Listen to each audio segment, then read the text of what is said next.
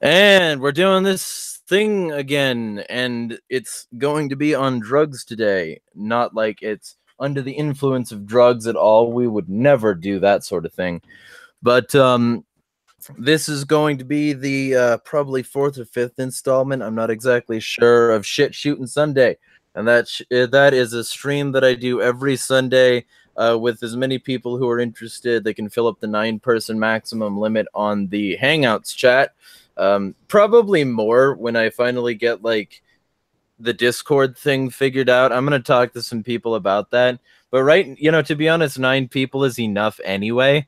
So, I mean, it should be fine. Anyway, some housekeeping to get out of the way, and a little bit of self-hoarding here, because tomorrow is my birthday. So if there was any time you wanted to do any of the following things, this would be the stream to do it on. I'll also be doing a stream tomorrow to discuss like generally how things are going to be going over the following year. So to give sort of a roadmap of what you can hope to expect from the coming bullshit that I do. And without further ado, let me get to the housekeeping segment of it.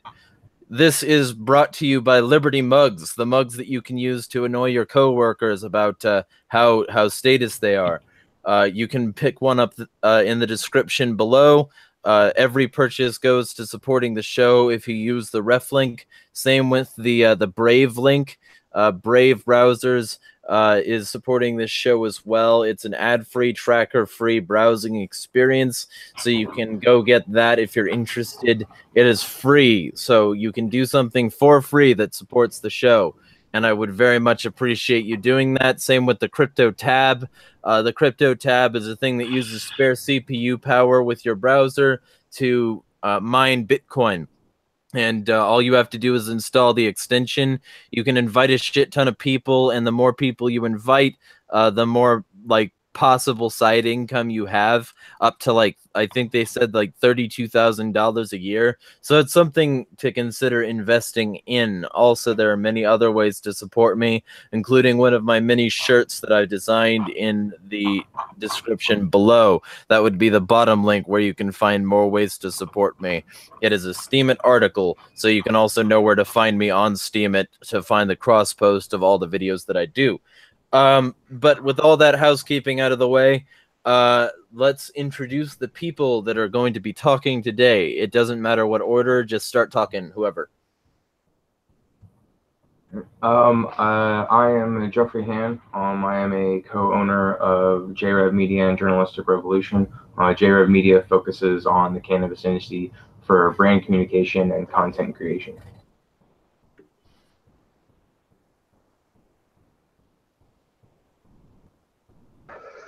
I am Idiot's Query. I'm a giant idiot, obviously, and I like to shit talk and try to provoke thought processes. And that's it. And I'm smoking weed. It's all fun. Let's go.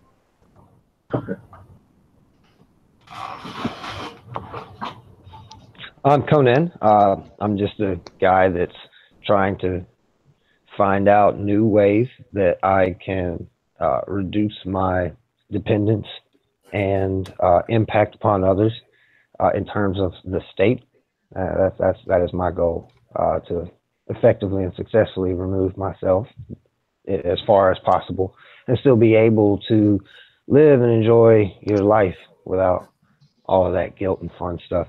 And I'm also someone that likes to take a look at things that people don't necessarily talk about. Good old logical deduction and critical thinking. So that's my goal here, and I look forward to enjoying the rest of the show with you guys. Hi, I'm Nina, and I've been here a couple of times. I'm an anarchist, I'm Brazilian, I'm on Twitter, and I'll pass to the next. I'm Rebel Scum. Oh, sorry, go ahead. I'll go from here. This is Listener. I'm a... Sorry. Opening. This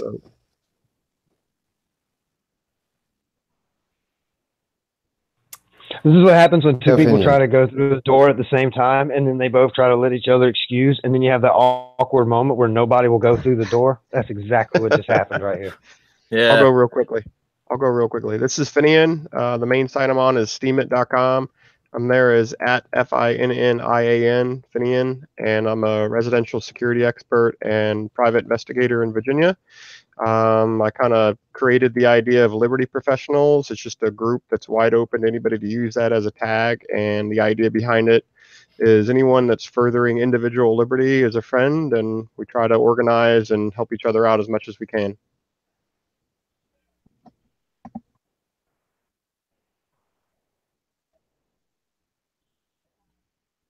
Anybody next? Alright, I'm Rebel Scum.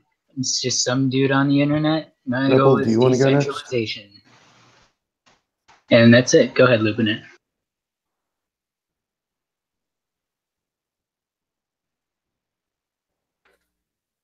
Okay, so I'm Lupinit. I am a British anarchist, and I am currently trying to maintain a Wi-Fi connection in a practically empty house. All our furniture is in boxes and everything, so if I drop out, that's why. My main platforms are Google Plus and Steemit. And my objective over the past few months has been to logically prove voluntarism is really the only viable solution for anything.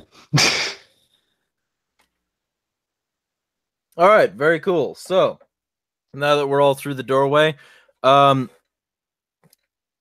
guess I'll start this by saying that I'm sure all of us have had personal experiences with sort of the pharma industry, and I would suspect that a lot of us have very personal reasons to oppose big government involved in pharma, or government at all involved in pharma. So I guess I would start this by getting all of our biases on the table. So let's give generally our life story with regard to pharma, and why we feel passionate about this subject if we do it all. Okay, yeah, I'll shoot from the hip on this one, just to start it all off. My bias about it is that it's all the arguments for it are just really illogical to begin with, and it doesn't make much sense to me. They're trying to fix the problem when the problem was first the government to begin with, and it's all the arguments for it just really don't make much sense, and that's where I really go from there. Like, I'm very on Team Reason, and they don't seem to be on Team Reason at all. So that's where my bias lies.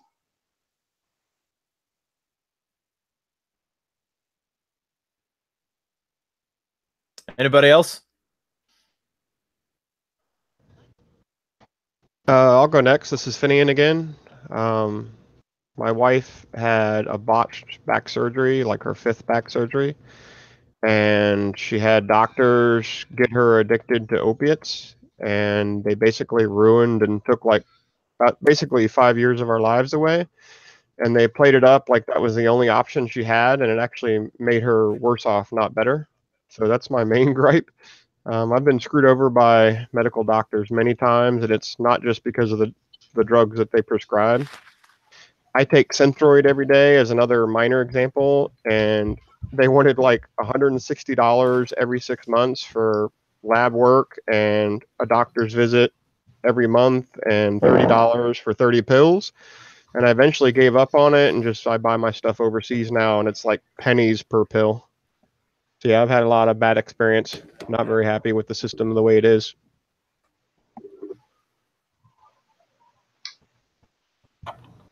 This is Jeffrey Han. I was in the military and had hip surgeries and have a herniated disc and back issues, and I was on a lot of Percocets because they hand that stuff out like candy. And once I got to Washington and started using cannabis, I don't use any of that stuff anymore.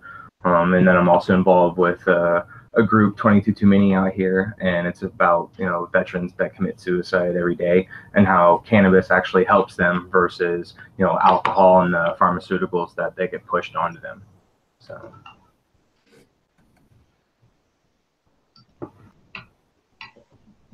Anybody else?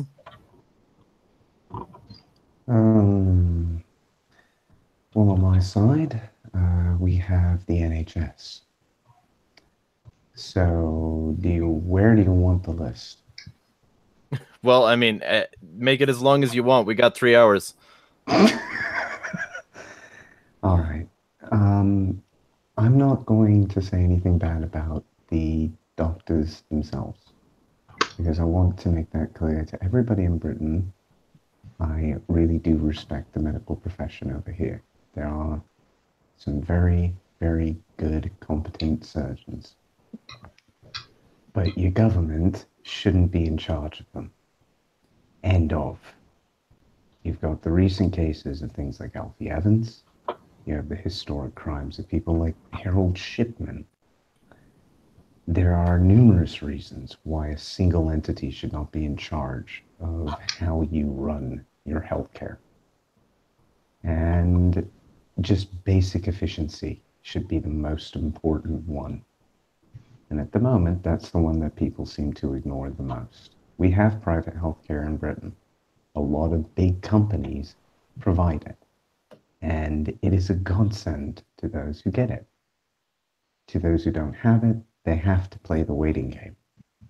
And when it comes to health, immediate treatment often is the best measure.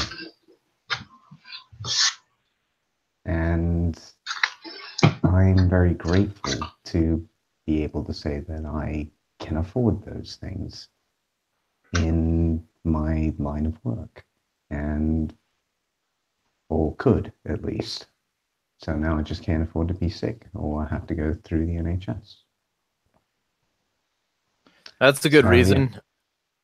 Okay, so does anybody else have any similar horror stories? What about you in Brazil, Nina? You got anything? Oh yeah, I got something. A terrible healthcare system that is very socialized and public, and it doesn't work. Do you And mind going into some detail?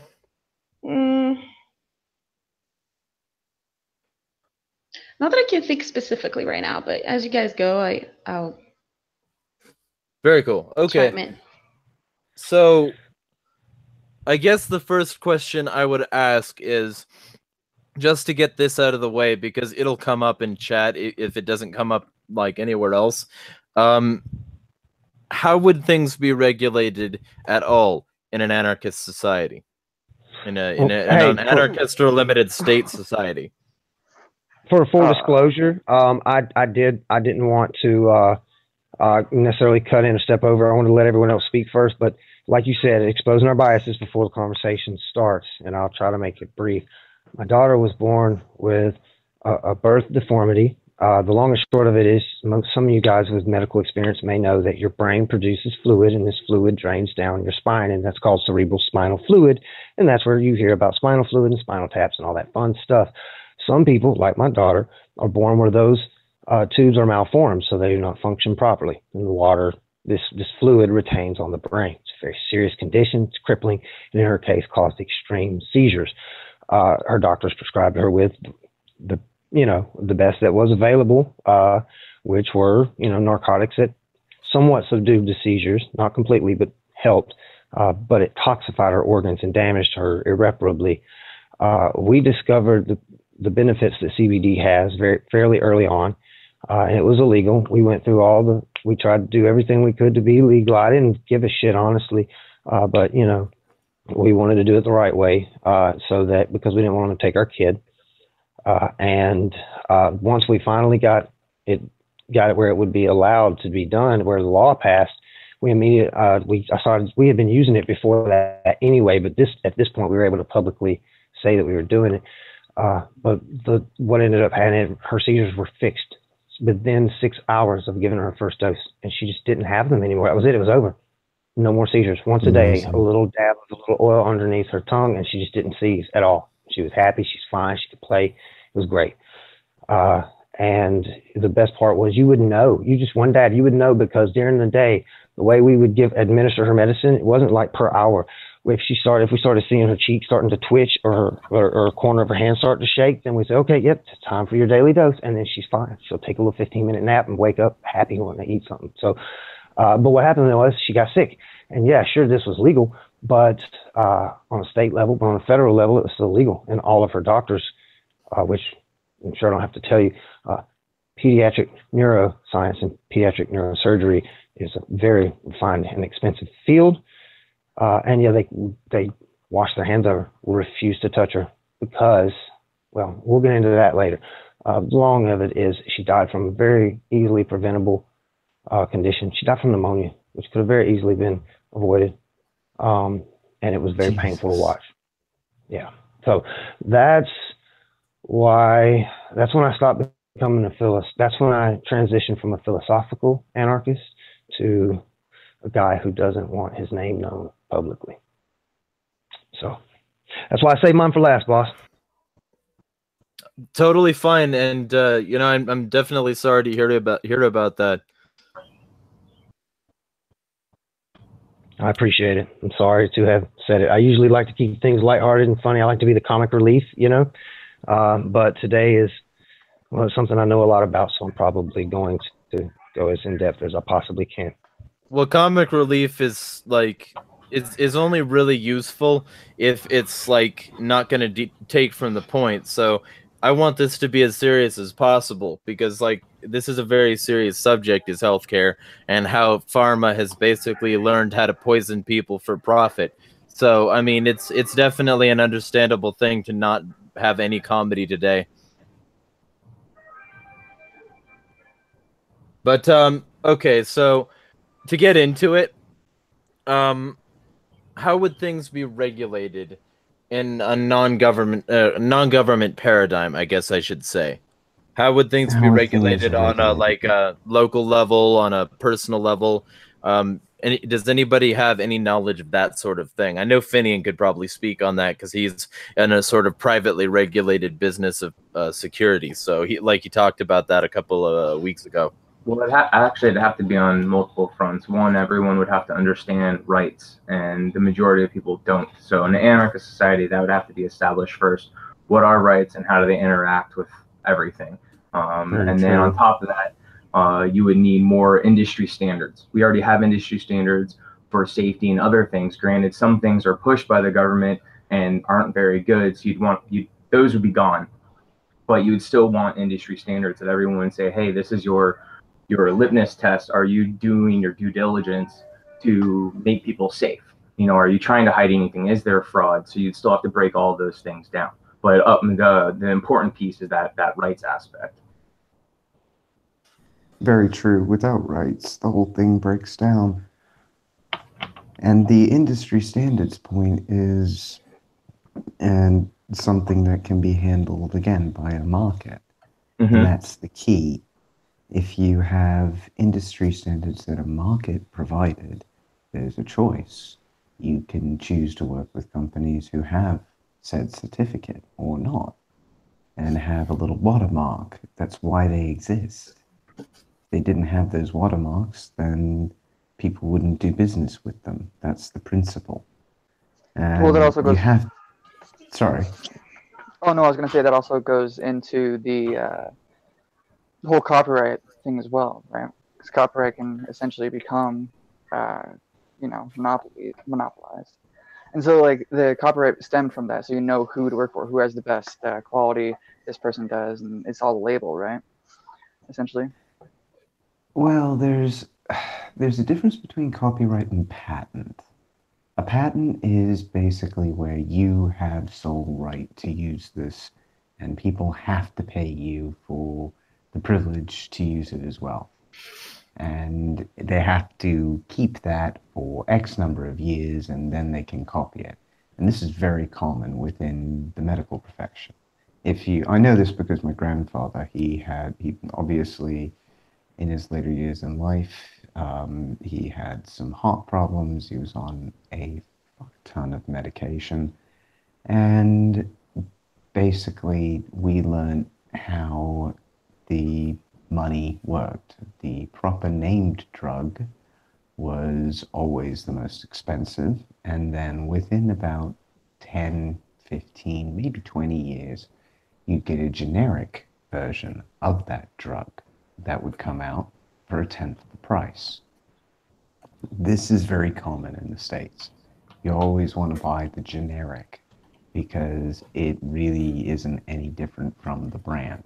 They're exactly the same, they're just different prices. It's basically the same sort of thing as buying it from Europe, effectively, just the less surreptitious way of ordering from overseas rather than ordering it from your local pharmacy. But yeah, patent is what causes that more so than copyright. Copyright is in a lot of ways a valid protection, particularly for photographs. If somebody is basically makes their living as a photographer, they don't want their work copied and taken by somebody else. And that's what a copyright protects. It's a private property protection. You created it, you can sell it, but they can't then resell it without your permission. That's what I wanted you to. Yeah, that's what I wanted you to tackle, because like a lot of people conflate the two quite often, and so whenever I argue with someone, I see them question like, "Hey, what about copyright? What about this?" And to me, explaining it to them is like trying to talk to a brick wall. They don't really get the difference there. Like, well, patents can be copywritten and everything like that. I'm like, I don't think you know what's really going on here, but you're not completely wrong. Yeah, you don't copyright a patent. That's like that's a bit redundant. Yeah, you well, I mean, have so a that's the thing. copyright, and then you can have a patent for the idea or the thing. This situation actually shows that people don't understand rights, because the product of your labor is your property, and that's if you build something, then it's basically your copyright. You know, it's your product, your labor, your capital. That's what you have. So you can, as long as you've produced something, you haven't copied someone else and it's an original piece, you can then say, hey, this is my copyright.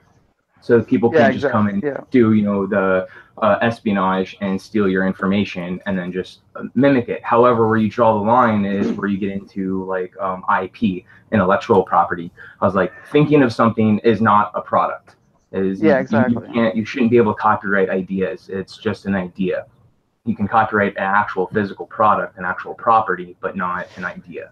I'm glad you went that route too, because intellectual property is a good thing. Can you copyright code? That's something that I've always wondered.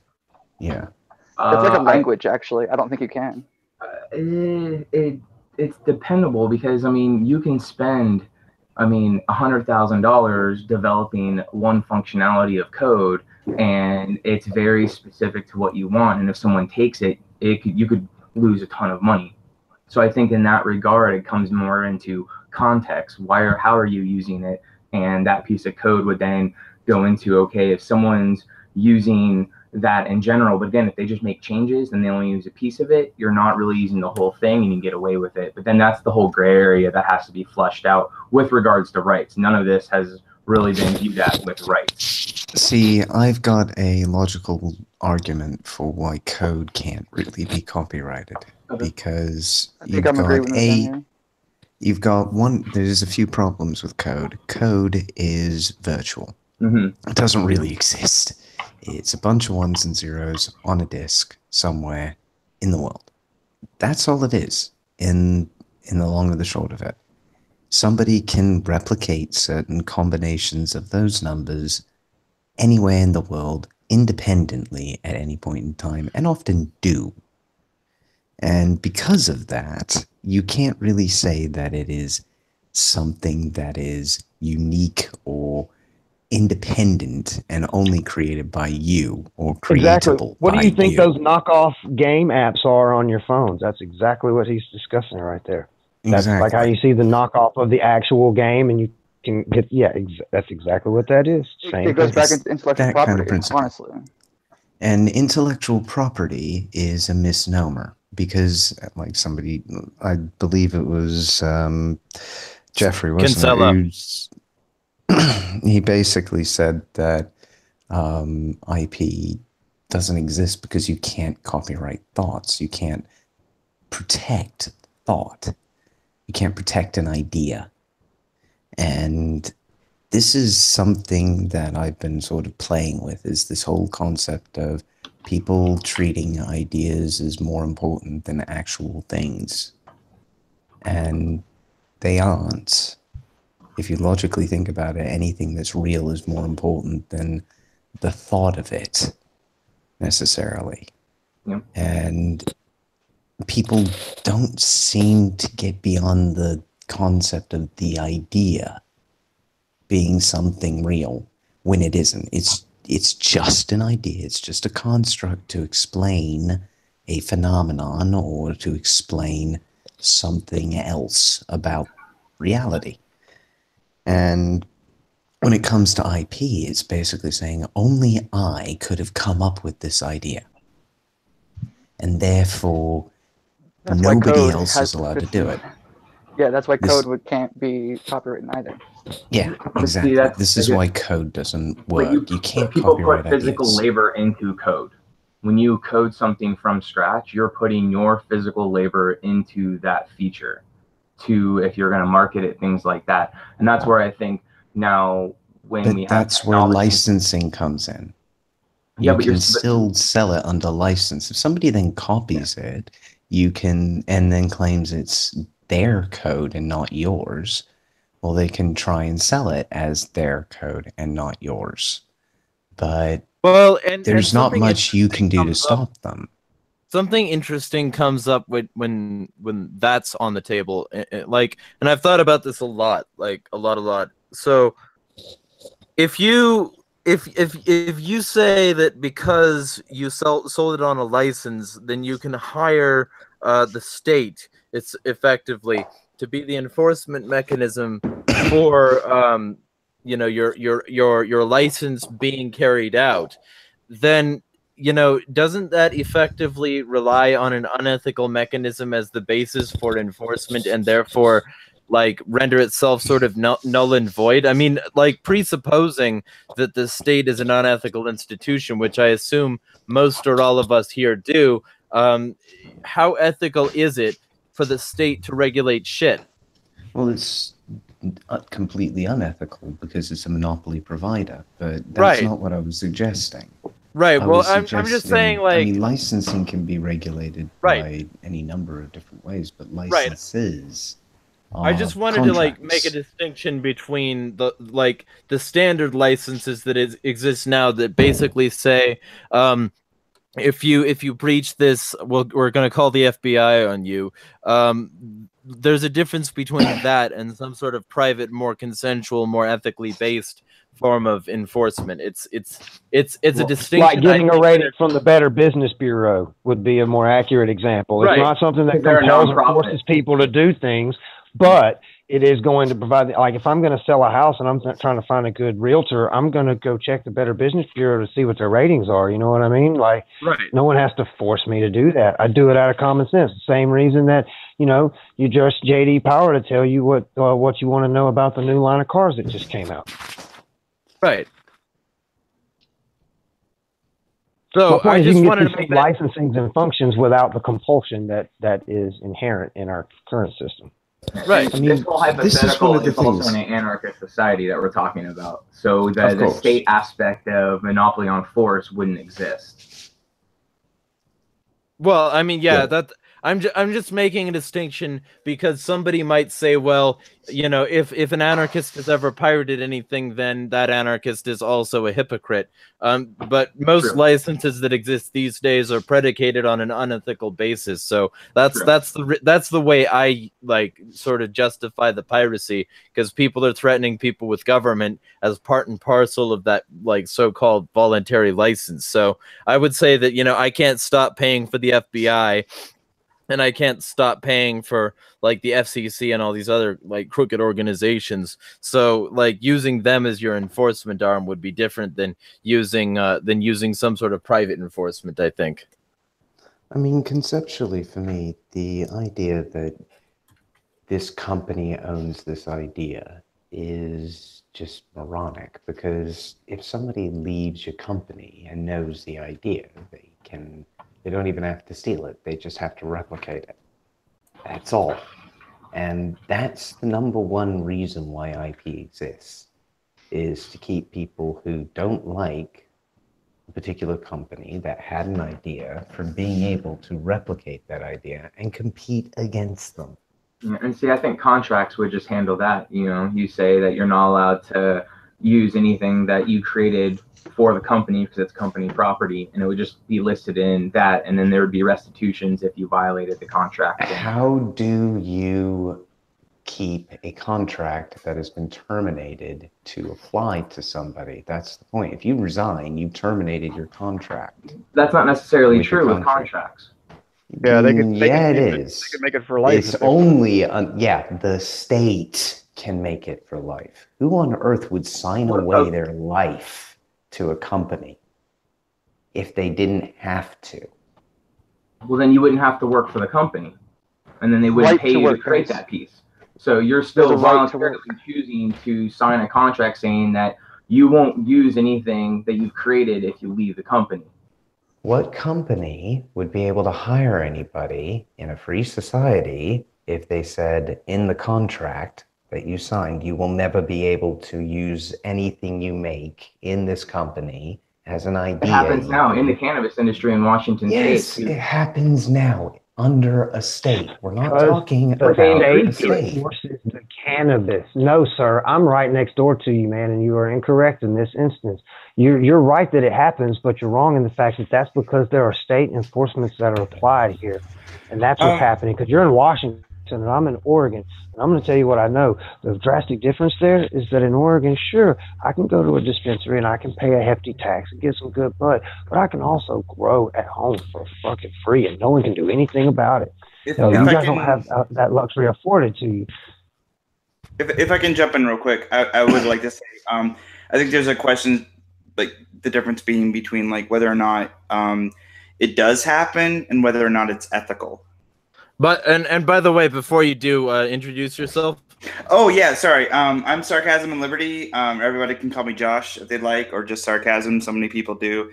I run the Sarcasm and Liberty Twitter, and me and my brother run the whole, like, we have a website and Facebook and everything like that. So this is my first stream I've actually been able to join with Jeremiah. So thanks for inviting me.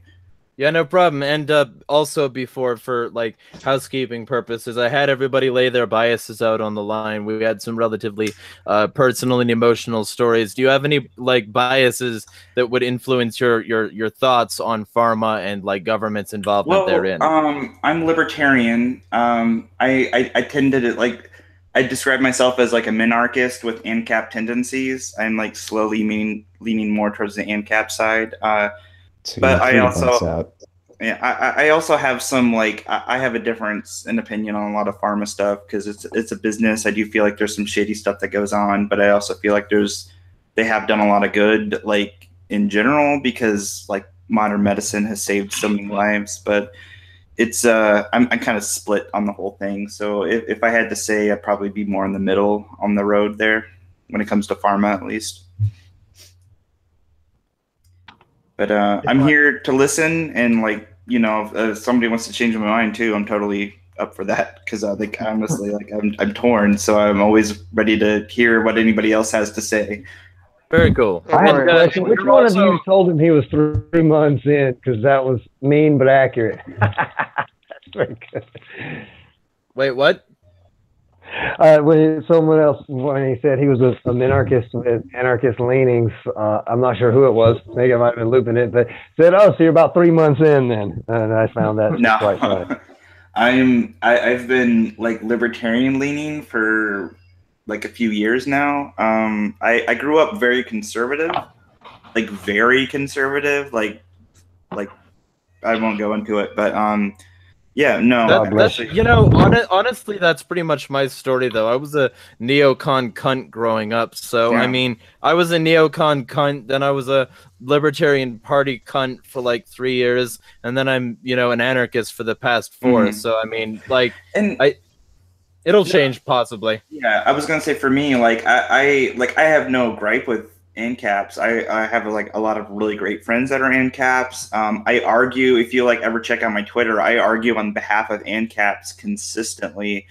I have no gripe with the ideology of ANCAPs. That's why I say I have ANCAP tendencies, because I totally understand their point of view. So yeah, like, you know, I totally get it. You know, like I've slowly like I've been progressing as time goes on. And just for people who are curious, like I am a veteran as well. I did 5 years in the military, and I'm like a disabled vet now because I have like multiple health problems stemming from that whole time in the service. But that's something I've discussed on like multiple streams of my own. But you know, like so when I talk about like a lot of times, I know, especially when it comes to conservatives, I talk about my like anti-intervention stance and stuff like that, and people are like, well, you just don't. I'm like, no, dude, I did my time in the military, and that's what made me feel this way, because I don't feel like we need to be everywhere that we're at. But I always like to like make sure people know that once I start getting into that territory, I tend to get a lot of the same reactions. But no, like it's my military experience, I feel like opened me up to a lot of libertarianism in my time as a contractor for the government afterwards.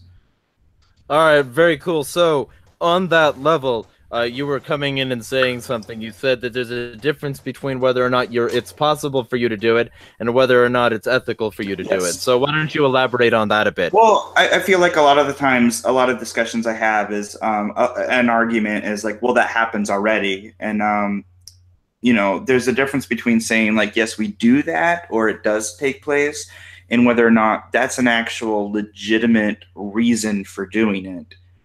You know, there's a lot of things are like just in America alone, our government does, and it takes place every day, but that doesn't mean that it's okay or it's correct. And it doesn't mean that it can't be fixed. So I would just argue that like using that it takes place already isn't a legitimate argument for like that it's okay, or that because it's a standard day-to-day issue that's acceptable. We should be arguing more of the ethics of whether or not it's okay. Right. So, and on that level, how does that directly relate to what one of the comments that was already made?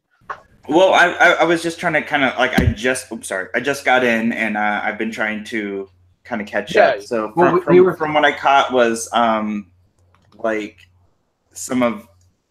I'm a little vague on some of it. We were talking about contract law, and if a contract can restrict someone, if they leave, a company can restrict them from the industry for an amount of time.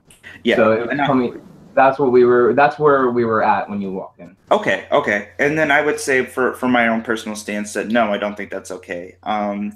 Ethically, I don't think that's correct. I've worked at places where like I've had contracts where if you implemented, like created a system, that the company would own that system. And even if you went to work somewhere else, you couldn't take that system with you that you made. And like for me, like when I worked in the Army and I was overseas, and this isn't specifically what I'm talking about, but like when I was overseas, I devised a tracking system for containers and stuff that would be coming in from overseas, and like how they would be, you know, like the companies would come in, take ownership of them, and then ship them off. And I came up with this whole tracking system for that. And as far as I know, from what I've heard from people that still go there, that's still in use. But, you know, like the Army owns that. You know, like they get to own that. And I worked in contracting businesses where like it was the same thing, as if you develop a system, they get to own it and you don't get to take that with you. Well, you know? and that's they pay you for the product of labor. So and to me, like that's where it comes down to, where you have to figure out what's ethical, what's not. Yeah, I would say in that, you know, you're going into a contract, you understand that, and that makes sense. But going outside of that contract and taking like your own personal, like how you function and how you might create stuff in the future, and not being able to implement something new or being restricted by a prior contract seems a little excessive to me, if that makes sense. Yeah, that makes sense for sure. If I may interject really quick. Yeah. I just want to say that there's also like a right to work, which goes both ways, right? So you have a right to work, and so with that in mind, like if you go and work for somebody, they have this, you're signing a contract with them to work there. And they're going to have their own tools, their own ways to do certain things, and you may know of an easier way because of something you've learned before, right? You can still use that because it's your right to work, and they have you can help them along the way, right? But then it becomes a thing if it's true competition at that point. Yep. who does it better, who is more efficient at it, and why are they more efficient at it using the same system versus that? You got to think like your enemy. You can have the same thing, but you have to have competition. If we're being honest about it, and we want to make it true and logically consistent, you have to have the ability to do exactly what they're doing. However you get it, like now if you say don't do this, like if you do this, we're gonna excommunicate you. Like if that's your business, if that's your competition's moral ethical code, by all means do that if that's what you all agree upon. However, there's going to be other competition out there saying no, we're going to do this instead, and we're totally going to use that. Thanks for bringing that along. Yeah, I think that's a good point. I would also like kind of add on to that is if just real quick before we continue, whenever you're not speaking, try to mute your mic so that we don't get a bunch of this cross noise. Yeah, I'm going to be trying to do that too because I have my kids are upstairs, so I'll be trying to do that as best I can. I do want to say that kind of add on to that. I would say like for me, if a company has a contract where you can't, you have to be like if you implement a system and stuff like that, they get to own that system and stuff like that. If the company values you, they wouldn't want to lose you, especially if you're creating something that they feel like they need to own. So if you're a valuable enough person that you can create a system and then like you feel like you want to move on to another job, you would think that company would want to do what they can to retain you, offer you better pay, offer you better benefits. And if you can find a company that can offer you, that should give you some negotiation power. But, if another company is willing to offer you more and you can say like, that's something at the very least you should be able to use as hey, look at something I have devised before. I can't bring this with me, but I can bring the mind that created it with me. That makes sense. Yeah, and to me, and I agree that it comes down to that process. Like if you should be able to stay in the industry, but working for a direct competitor and then saying, hey, my competitor processes oil this way and they have the best oil, here's exactly how they do that. To me, that's where you start to get into the line where that's why they do those contracts and try to limit that type of stuff. Yeah, that's kind of sabotage in a way too, isn't it? Like that's corporate espionage. I'm sorry if I'm saying that, but I don't think you are. That is, yeah. Well, yeah, that's actually part of the game, though. At the same time, because people are going to do that, so you're going to have to. And it's all about defenses, right? You want to try to protect everything, right? So you got to play the game like they're going to play it. It sounds very sociopathic, I know, but I'm sure it's like, well, I'm just going to do this. It's not sociopathic at all. It's not sociopathic at all. I think that's self-preservation. I'm a dirty cynic, so I'm going to take that side anyway. So.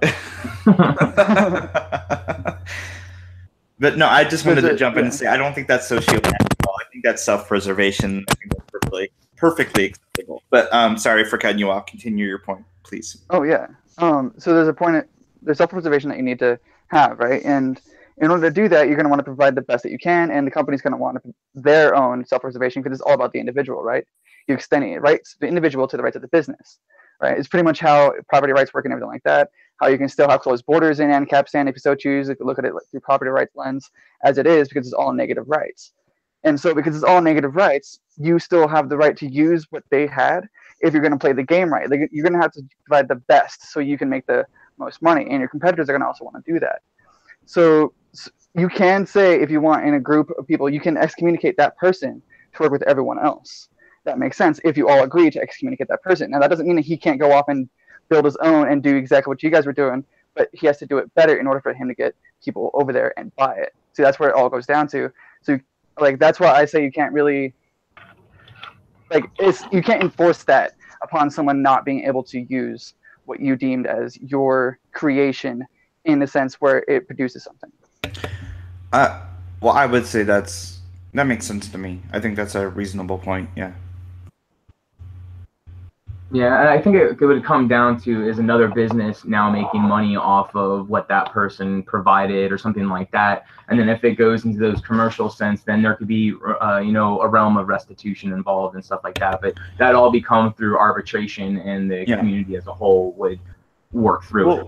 And I think that too, though. I mean, like, that's a company protecting its interests, and when you go into a company, like when I, like, for instance, the contracting company I did when I worked at Fort McCoy in Wisconsin was, they were very upfront about it. If you implement a system, if you implement like a specific, like, way of doing things or something, or like a tracking system or something that is very beneficial, like we get to own that.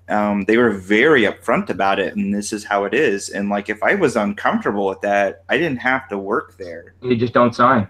Yeah, exactly. I could have just went somewhere else. I mean, like, because I worked at Target for a couple of years as a maintenance person, and they didn't have anything like that, and I implemented stuff there too, but they didn't have anything like that. So like the first time I was ever confronted with something like that was when I worked as at a contracting company for the government, and that was they were very upfront about it. They didn't try to hide it. They didn't try to I don't know, word it like shadily or anything like that. They were very upfront about it. This is how we operate, and this is how it is. And I was fine with that. I understood that, and it made sense to me.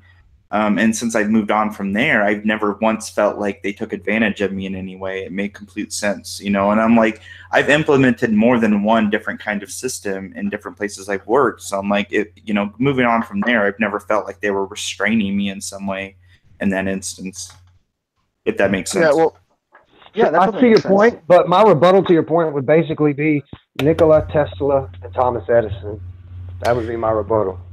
Okay, I'm sorry. I'm saying I'm glad it worked out for you, but it doesn't necessarily work out for everybody else. You see what I'm saying? And that's a fair point. That's a fair point, DB. I would say that's totally fair. But I mean, I feel like I would say like Tesla and Edison, maybe like that was far enough back that it's maybe not quite the same thing. Yeah, there's a difference there. As me entering into a specific contract with an established company and then laying out very plainly for me. Like if a company is shady about it, then yes, there's some ethical issues there. And there was fraud going on with that one. And I'm pretty sure if you look into it, you'll see that Tesla's rights were violated. And yes, I would agree. So I do think that there is a difference, but I get the point of saying it. But we still, again, contract law, that's how we would operate in an anarchist society, is you have agreements and contracts, and you have to abide by them. It just,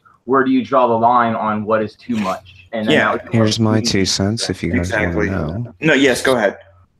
The main thing you need to be aware of is consent. Whatever you sign, that binds you.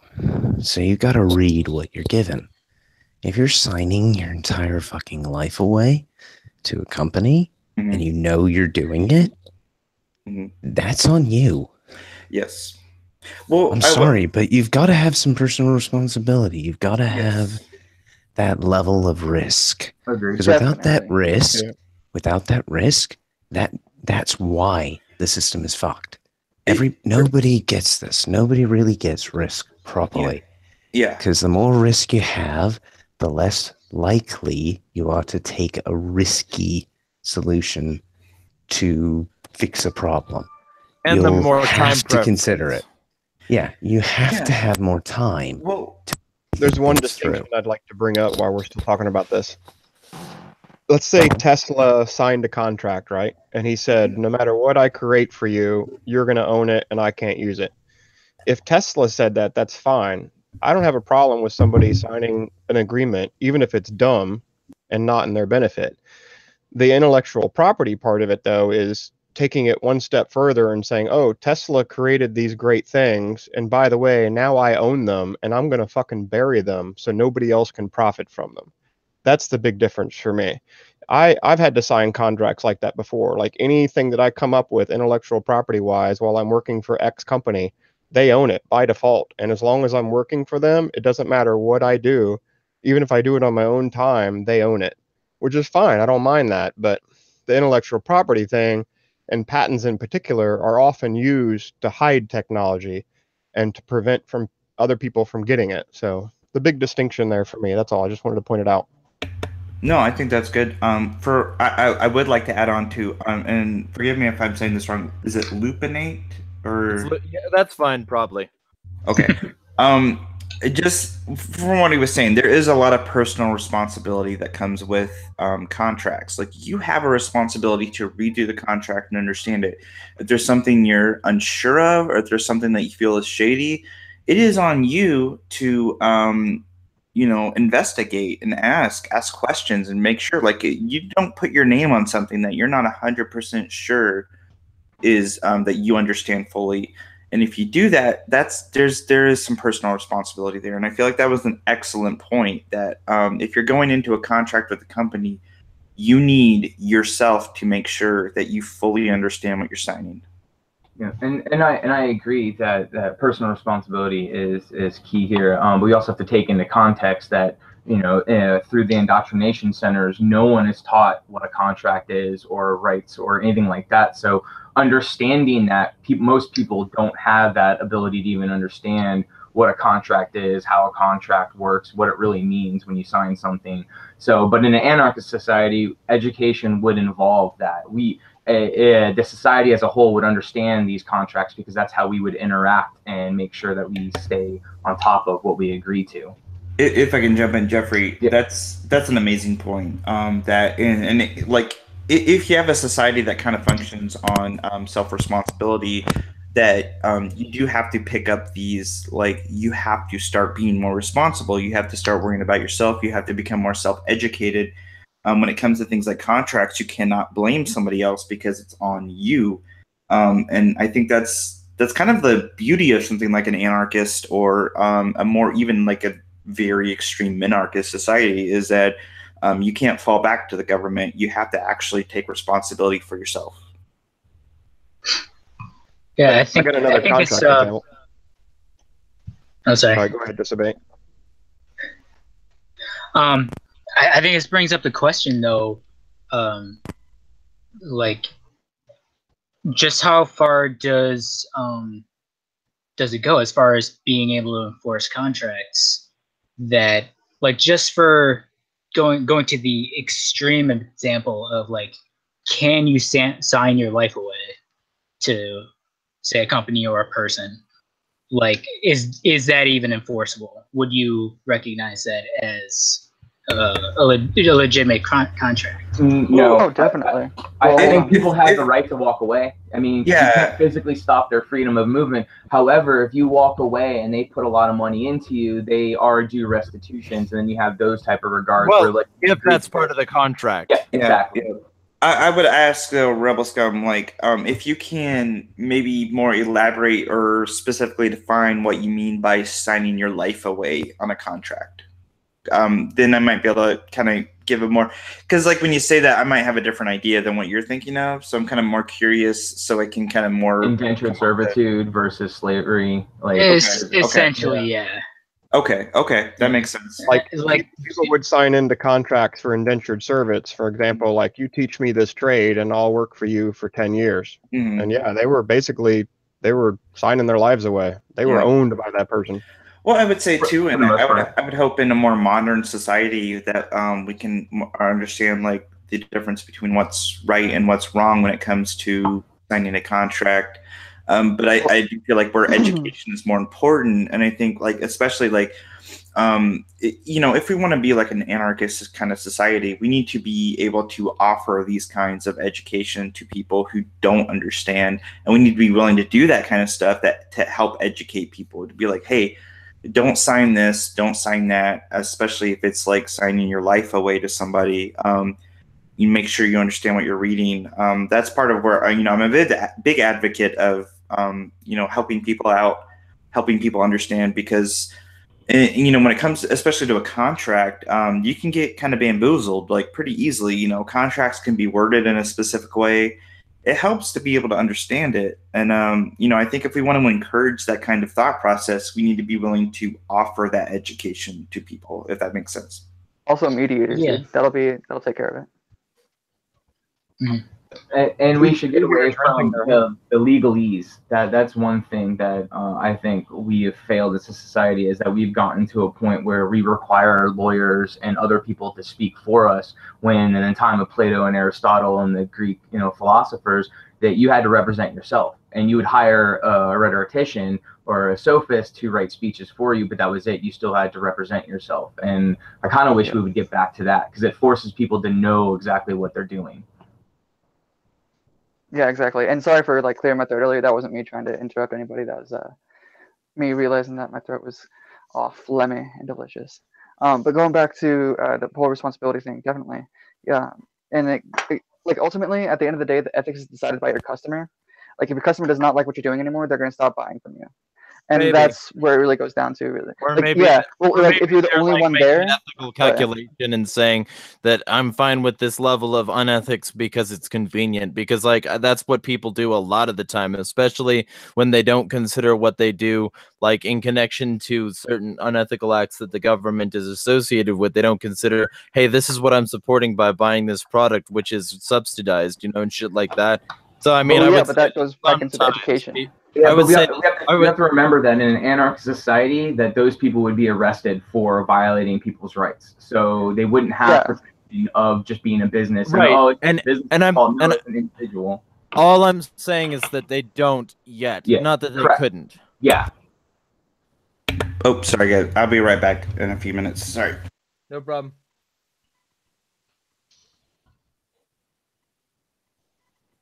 So yeah. You were saying though? Say again. You were saying Oh though? yeah. Me or I anyone really.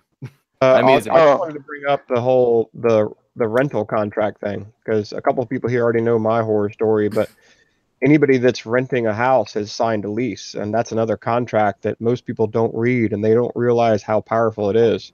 So basically, your landlord could be a complete thief and sue every single tenant that he rents to, and the courts will let him get away with it because guess what? You signed a contract, and then in that contract, you actually have to pay for his legal fees.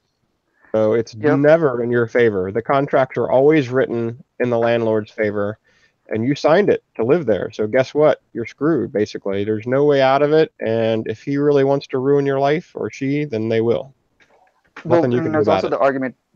Well, there is kinda if you're good enough, I guess, and that's the competency argument, right? Like, are you competent enough to read this? And if you're not competent enough to read this, why did you sign it in the first place? Then it goes back to competency again. It's like kind of like a circle thing, and you can play that up to as many times as you want. You can try to appeal and all that good stuff. Yeah, but at the end of the day, it's still being enforced by the government. Yeah, there's another aspect that, at least in some areas, and this could be more because of government laws, that it's a horror to be a renter, to actually rent out to people, because they have so much power where they're like, you have to give them 30 days notice or 60 days notice, and there's a bunch of steps that you have to go through to try to get someone out, even if they broke in and were using it and because you were trying to sell it or something like that. So I mean, there's horror stories, I think, on both sides. And once we get the government out of the entire process and we understand rights, it's easier to move forward with it and work with good contracts and, you know, that type of stuff. Definitely goes back to education. Well, yeah, that guy that I rented from in a free market without the courts protecting him, because he was using the courts to his benefit, with a proper system, then he would never have been able to get away with what he was doing. Because first of all, everybody would know it, and then the courts would never allow him to bring that case up against his, 10th or 20th tenant, which is absurd, and they knew it was an absurd, lawsuit. Agreed.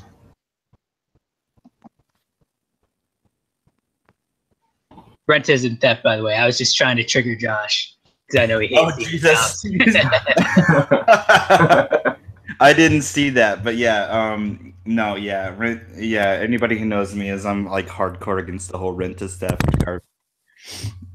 Oh, it drives me crazy. Yeah.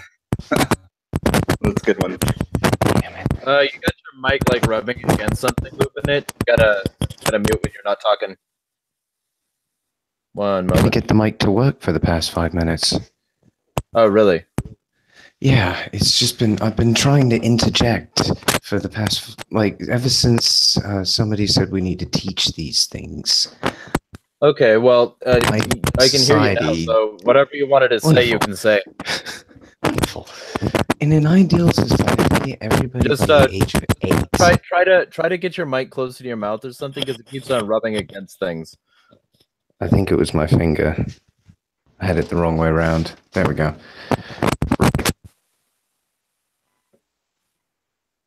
Can't hear you anymore. Anyway, well, okay, so the rent is theft argument. Let's go into that a little bit. When we're talking about rent, what are we specifically discussing? Because a lot of the people involved might think that we're talking about like any sort of rental agreement, meaning that even if you decided to be usurious, that would still be okay. Yeah, from my understanding is typically when I hear rent is theft is any kind of rental agreement between a tenant and a landlord. It can be anything. It can be on a very small scale that you're renting an apartment or you're renting a. One of the example I brought up was they referred to it as a cottage, but it was like a garage that was converted into like a really tiny house. It can be something on that scale. It can be a like millionaire that's renting out office spaces to a company. Typically, from what I've heard, and the argument that I constantly hear is that renting out property, you're exploiting the tenant, which always just sounds completely ridiculous to me. But the argument I hear is that you cannot actually own property that you're not actively using.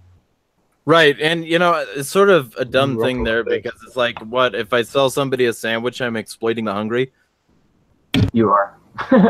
That's been my entire thing. Is I had a whole live stream talking about this where I brought up when like me and my wife first got together, and she was still going to college, so she couldn't move, and I got a job in a different city, and I had to move.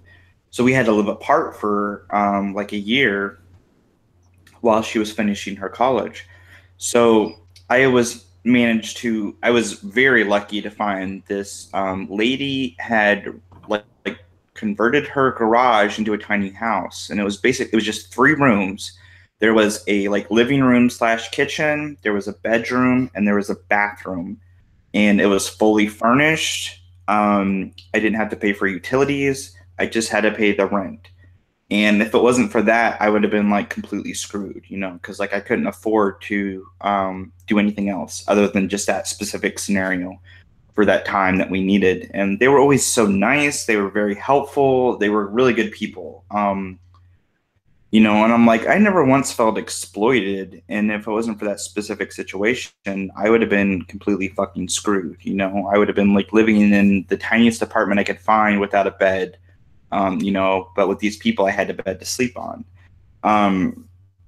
So I always bring that up as an example because I feel like the rent is theft doesn't allow for I'm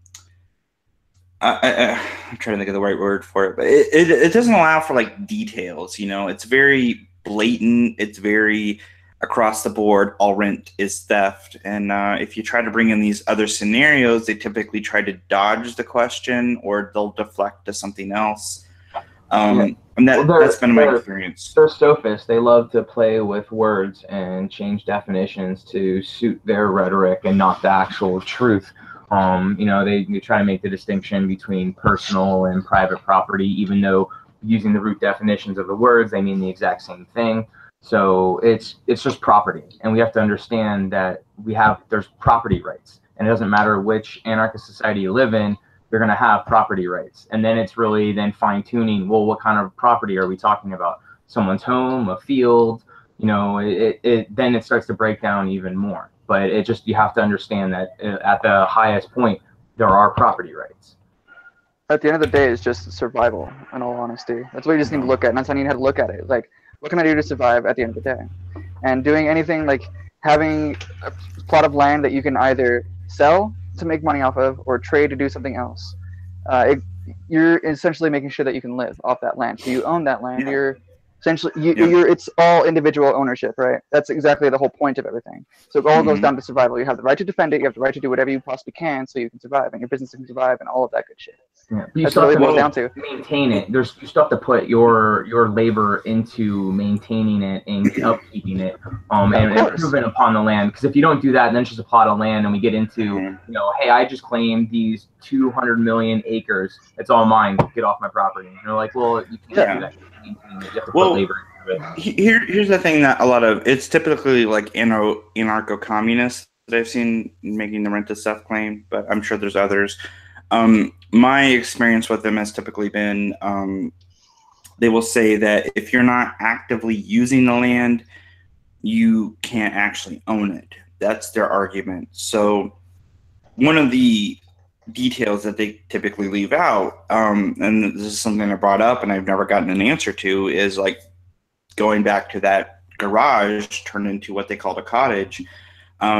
This was on the lady's property. It was in the same yard that she occupied. You know, it was just her garage. And I lived in there, you know, that was where I lived. That was my little tiny house. But, you know, I didn't have to mow a lawn because the lawn was hers, all that kind of stuff. But, you know, I was like, well, she's actively using the lane. She's just not using the garage. What if somebody rents out a room in their house, you know? Are you saying that they're being taken advantage of, the tenant? There's so many of the commons. Yeah, there's so many details that just gets ignored in favor of the overall message. And that's the big problem I take with people who use the rent to death slogan, because I'm like, even if I accepted your general position, there's so many details that you cannot answer or you're unwilling to answer, and that's why I have a big problem with it. And that it comes down to their ability to critically think. They don't know how to process grammar, logic, and then they just live in the world of rhetoric, changing definitions to suit their needs. So, you know, they're piss poor grammar, not using the proper definitions of words or terms, you know, missing their logical fallacies, or they're using their biases. So it's trying to get people to understand those pieces before they can apply rhetoric is really how you're supposed to operate and process information. I could play the game either way. Yeah. I just say play the game with them, honestly. Like, let them do that. Okay, we'll use your terms. And you can still use their terms and make sure their shit still fails. I do it all the time, dude. Like, it's all word games. At the end of the day, it really is. And if you know how to play your word games right, with logic and reasoning, like we actually use, then you'll be just fine. And you can still use it all day. That's part of what contracts are. That's why it's so hard and why they're so finicky.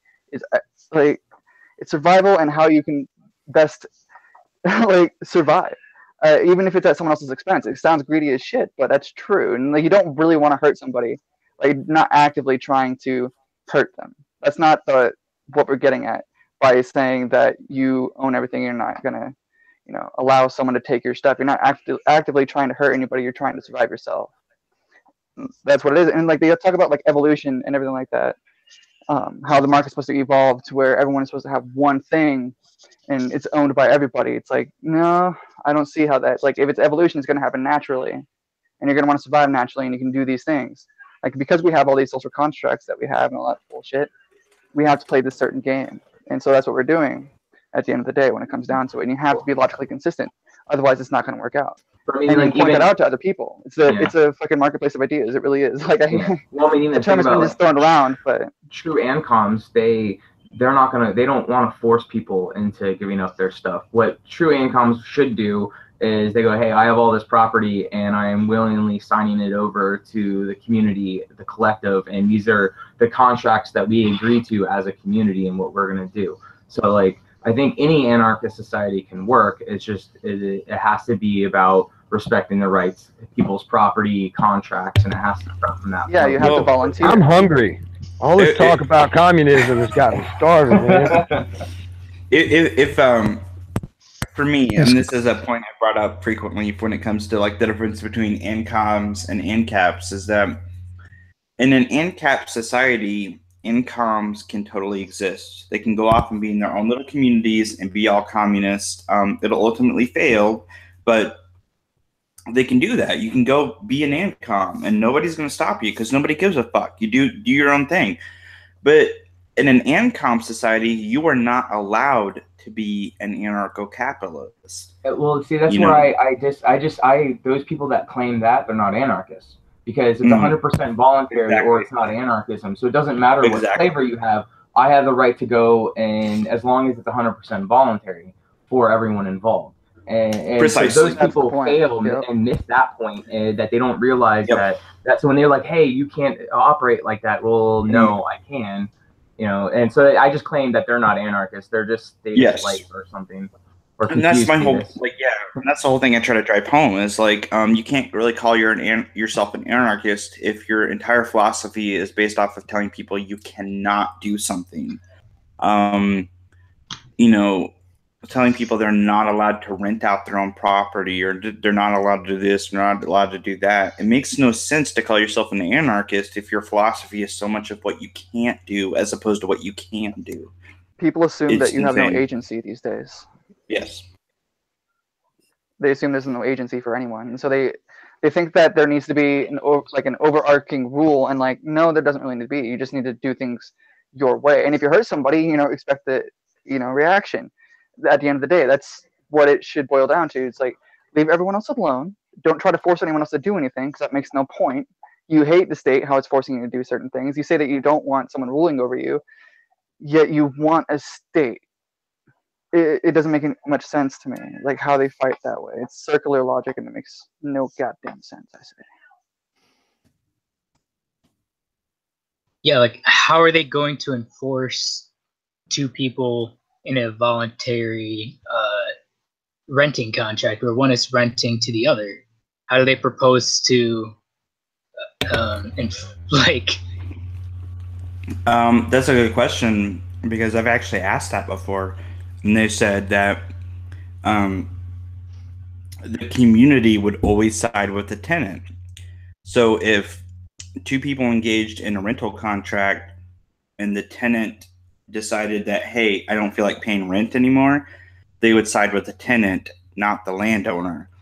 Even if the landowner is being screwed out of it, they would say that, no, he just basically the tenant gets to own your house now because you're not actively using it. It doesn't matter to them if you entered an agreement and they totally backed out of it. It's just, it's kind of insane. It's so like, the term I typically use is like, it's this childlike idealism. It's kind of separate from rational. And like me having two kids who are both under the age of like 7 and under, you know, not so much with my daughter, but like, I mean, when I hear stuff from them, you know, like how things should function in society, it's just, you know, it's very childlike. It's this ignorant kind of like view of the world of like, well, things should work this way because it would be perfect. And they have to explain, no, things can never be perfect. You know, there will be struggles, there will be problems. We have to learn to work past them, not just hope that they're never there.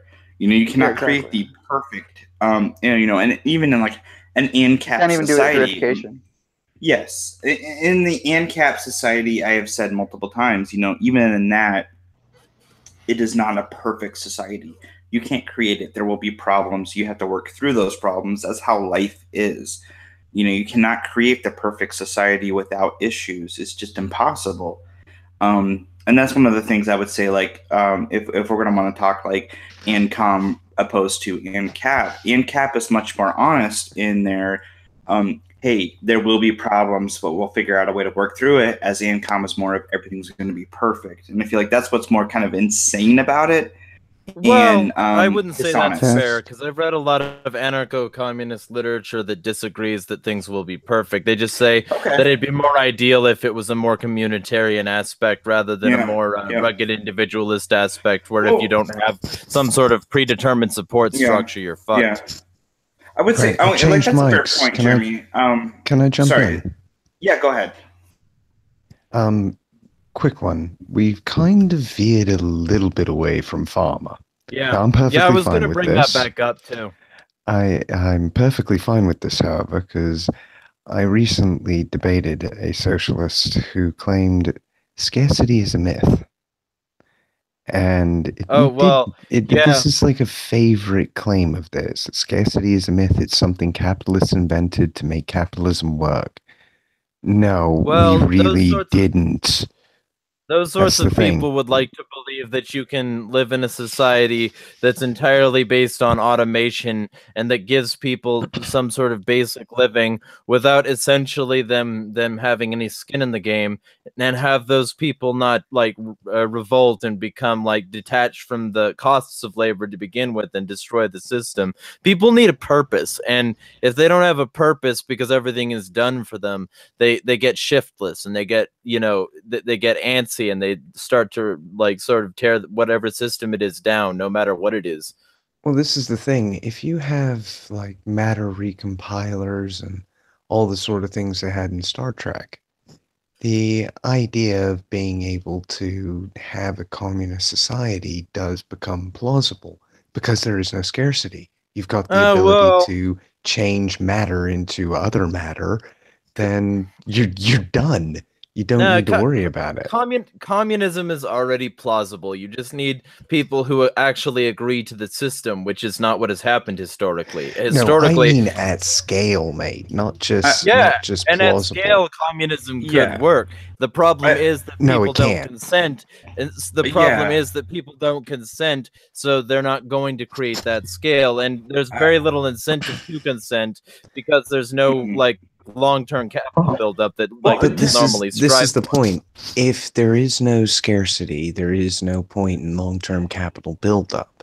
There is no need to worry about anything. It's because everything can be provided at a whim. That's the point when it comes to communism. That's where you need to be for it to work at scale. You cannot get it to work at scale unless you can reduce all the problems of society to one. I totally understand what you're saying, and that makes sense to me. If I can, real quick, to build off of what Jeremy was saying, I would like to say that part of the problem with communism, too, is that it's never been legitimately implemented without force. And that should show something for it. That it's always implemented with force because we do have we have a finite, in this world that we live in, we do have a finite number of resources. So we can't just turn matter into other things like, in Star Trek. And I would, to what off of what Benit was saying, I would say that yes, if we had this if technology could expand into this crazy scientific science fiction realm, that we could possibly move towards a more communist or socialist kind of society where everything is just perfect. But that's the problem, is we're moving into a fictional realm. So if we're talking about what we have, what we can work with, the technology I don't think is going to be fictional. Force. Yeah, exactly. The technology has to be fictional. Can we possibly get there? Yes. I'm sure it can be done eventually. But if we're talking about what we have now, what we can work with, communism we're not there yet. Cannot be done. Yeah, it can't be done without force. Here's the thing. If either anarcho-capitalism, anarcho-communism, anarcho-mutualism, anarcho-anything is going to work as a societal paradigm, it's going to require a re-education of the people and a paradigm shift toward that sort of thinking. Any of them will require that. Communism just requires a greater paradigm shift because the current global paradigm is a capitalist one, which means that essentially we if you did want to have some sort of communist paradigm, it would take a shit ton of work and it probably wouldn't happen, but it's not impossible, and it doesn't require Star Trek technology. It just requires a different I would argue rivers of blood. If I could say, it's not impossible, but there's a reason that typical communist societies have failed or have required force and mass deaths, or that in current communist societies that I would say China, that have had to move towards a more capitalistic economy. That shows that why communism on its own in our current society can't work. Let's look at North Korea, why it's so bad, because they're so separated from the world. They're so wrapped up in their own ideology that it's more of the communism. Here's probably the thing. People talk about capitalism can be abused so easily by corporations. Let's look through history and see how frequently communism has been abused by those in power and how frequently it's failed. I think that's something that needs to be brought forefront. This is what I was talking about, though. We need re-education. We need different education from cradle to grave, and that's how we're going to get this done, because it's not going to get done any other way unless there's, as I've said repeatedly, rivers of blood. There's going to be a very, very strong kill-off if people can't agree to a voluntary system by the people that have taken advantage of the fact that they've made compromises toward an unconsensual system. Essentially, we're dealing with people who operate on force, and that's going to end poorly. The only way to change that is to get people to stop dealing with people who operate on force but operate on voluntary contract.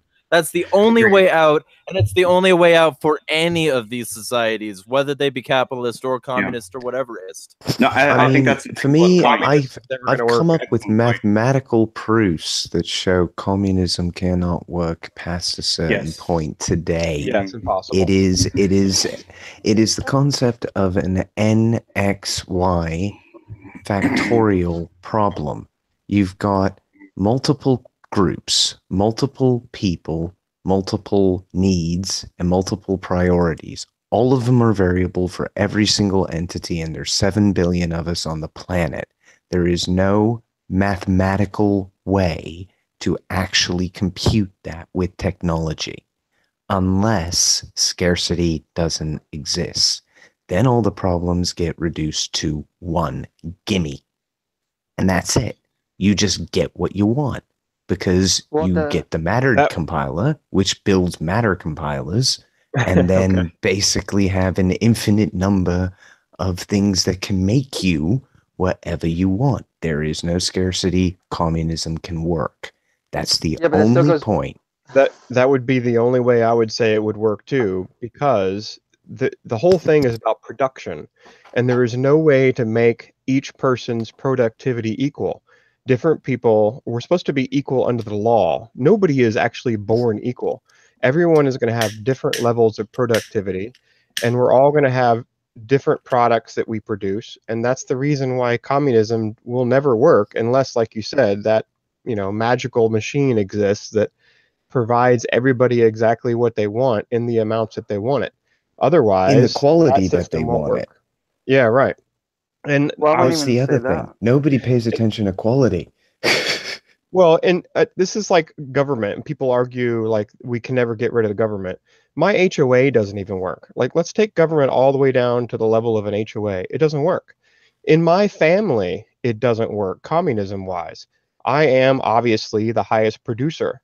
I'm not getting my fair share by any means out of either my kids or my spouse for what I do. And that's just the way it is. And I'm doing it voluntarily because for lots of reasons. I love them. It's my duty, whatever. But even on a family level, communism doesn't work. I've had my own siblings steal from me. I can't trust my own brothers. I mean, obviously, if it doesn't work even within your own family, good luck getting it to work with your neighbors and beyond. It's just not going to happen.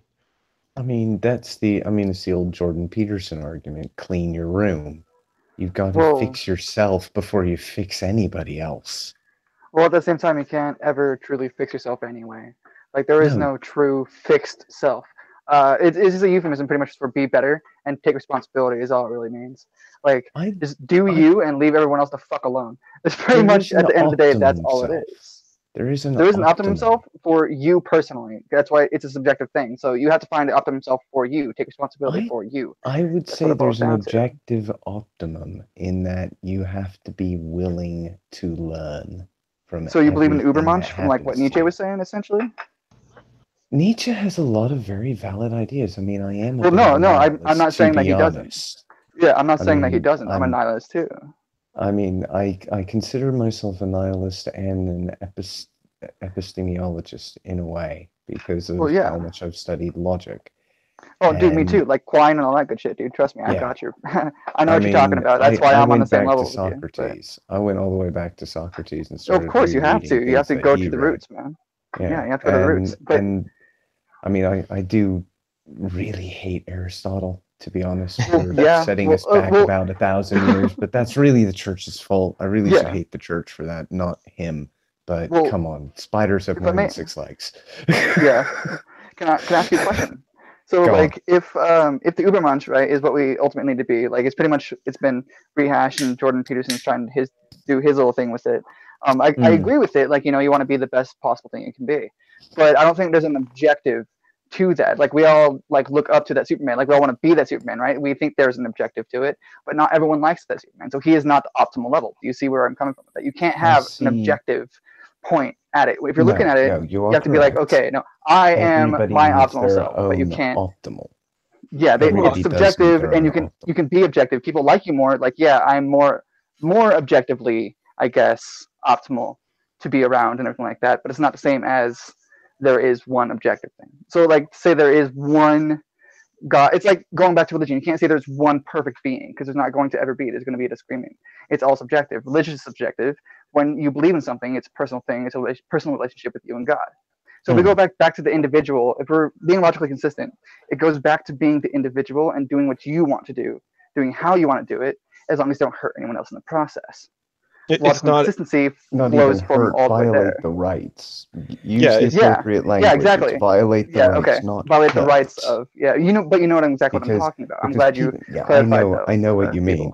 Because Yeah. the problem is people think, well, if you get hurt, what about if I get offended?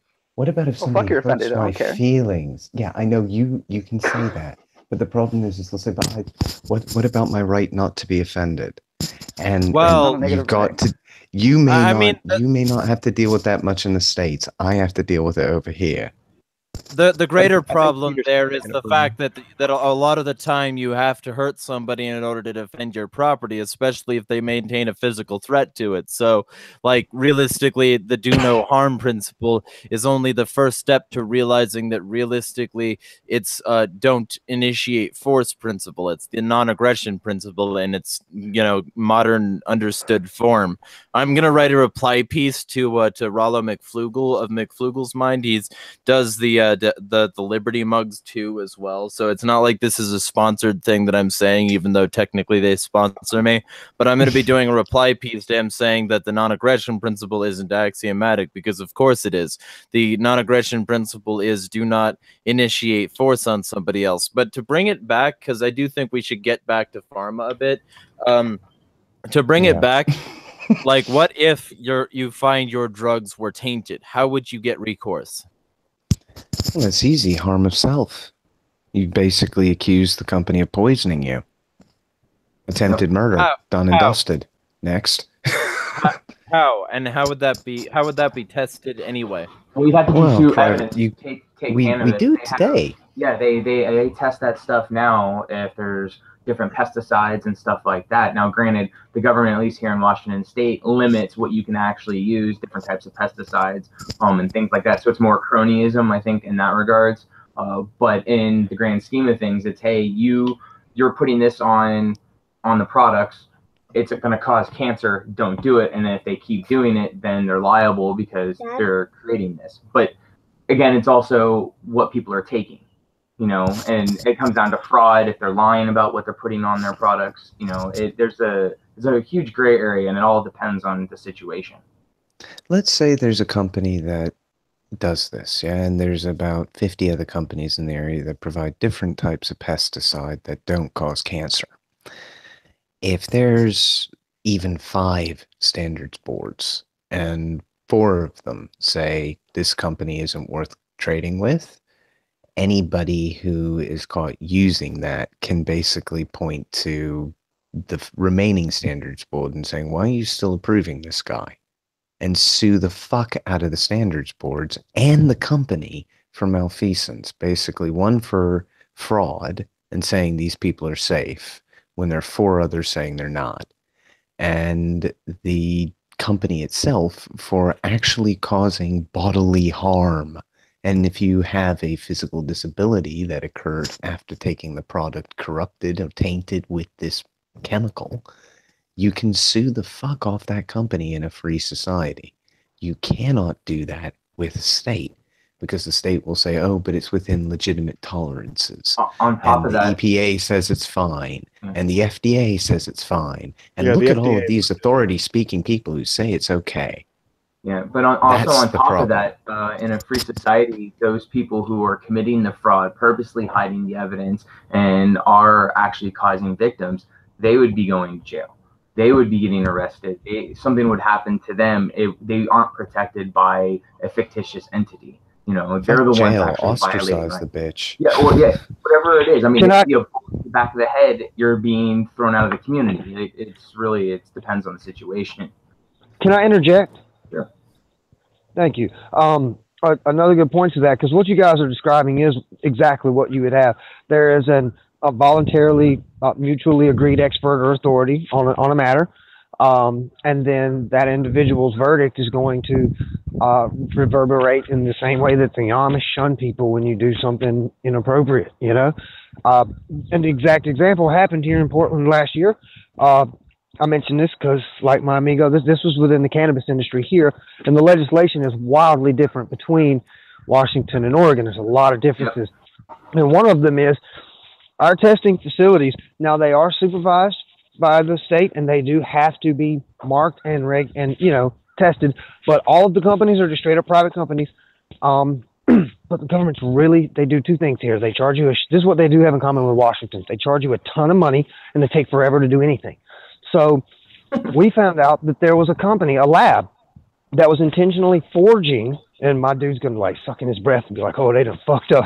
They were forging not only the chemical levels for the THC primarily, but they were also labeling things as pesticide-free, even though it had tested positive for pesticides, which is a big fat no-no.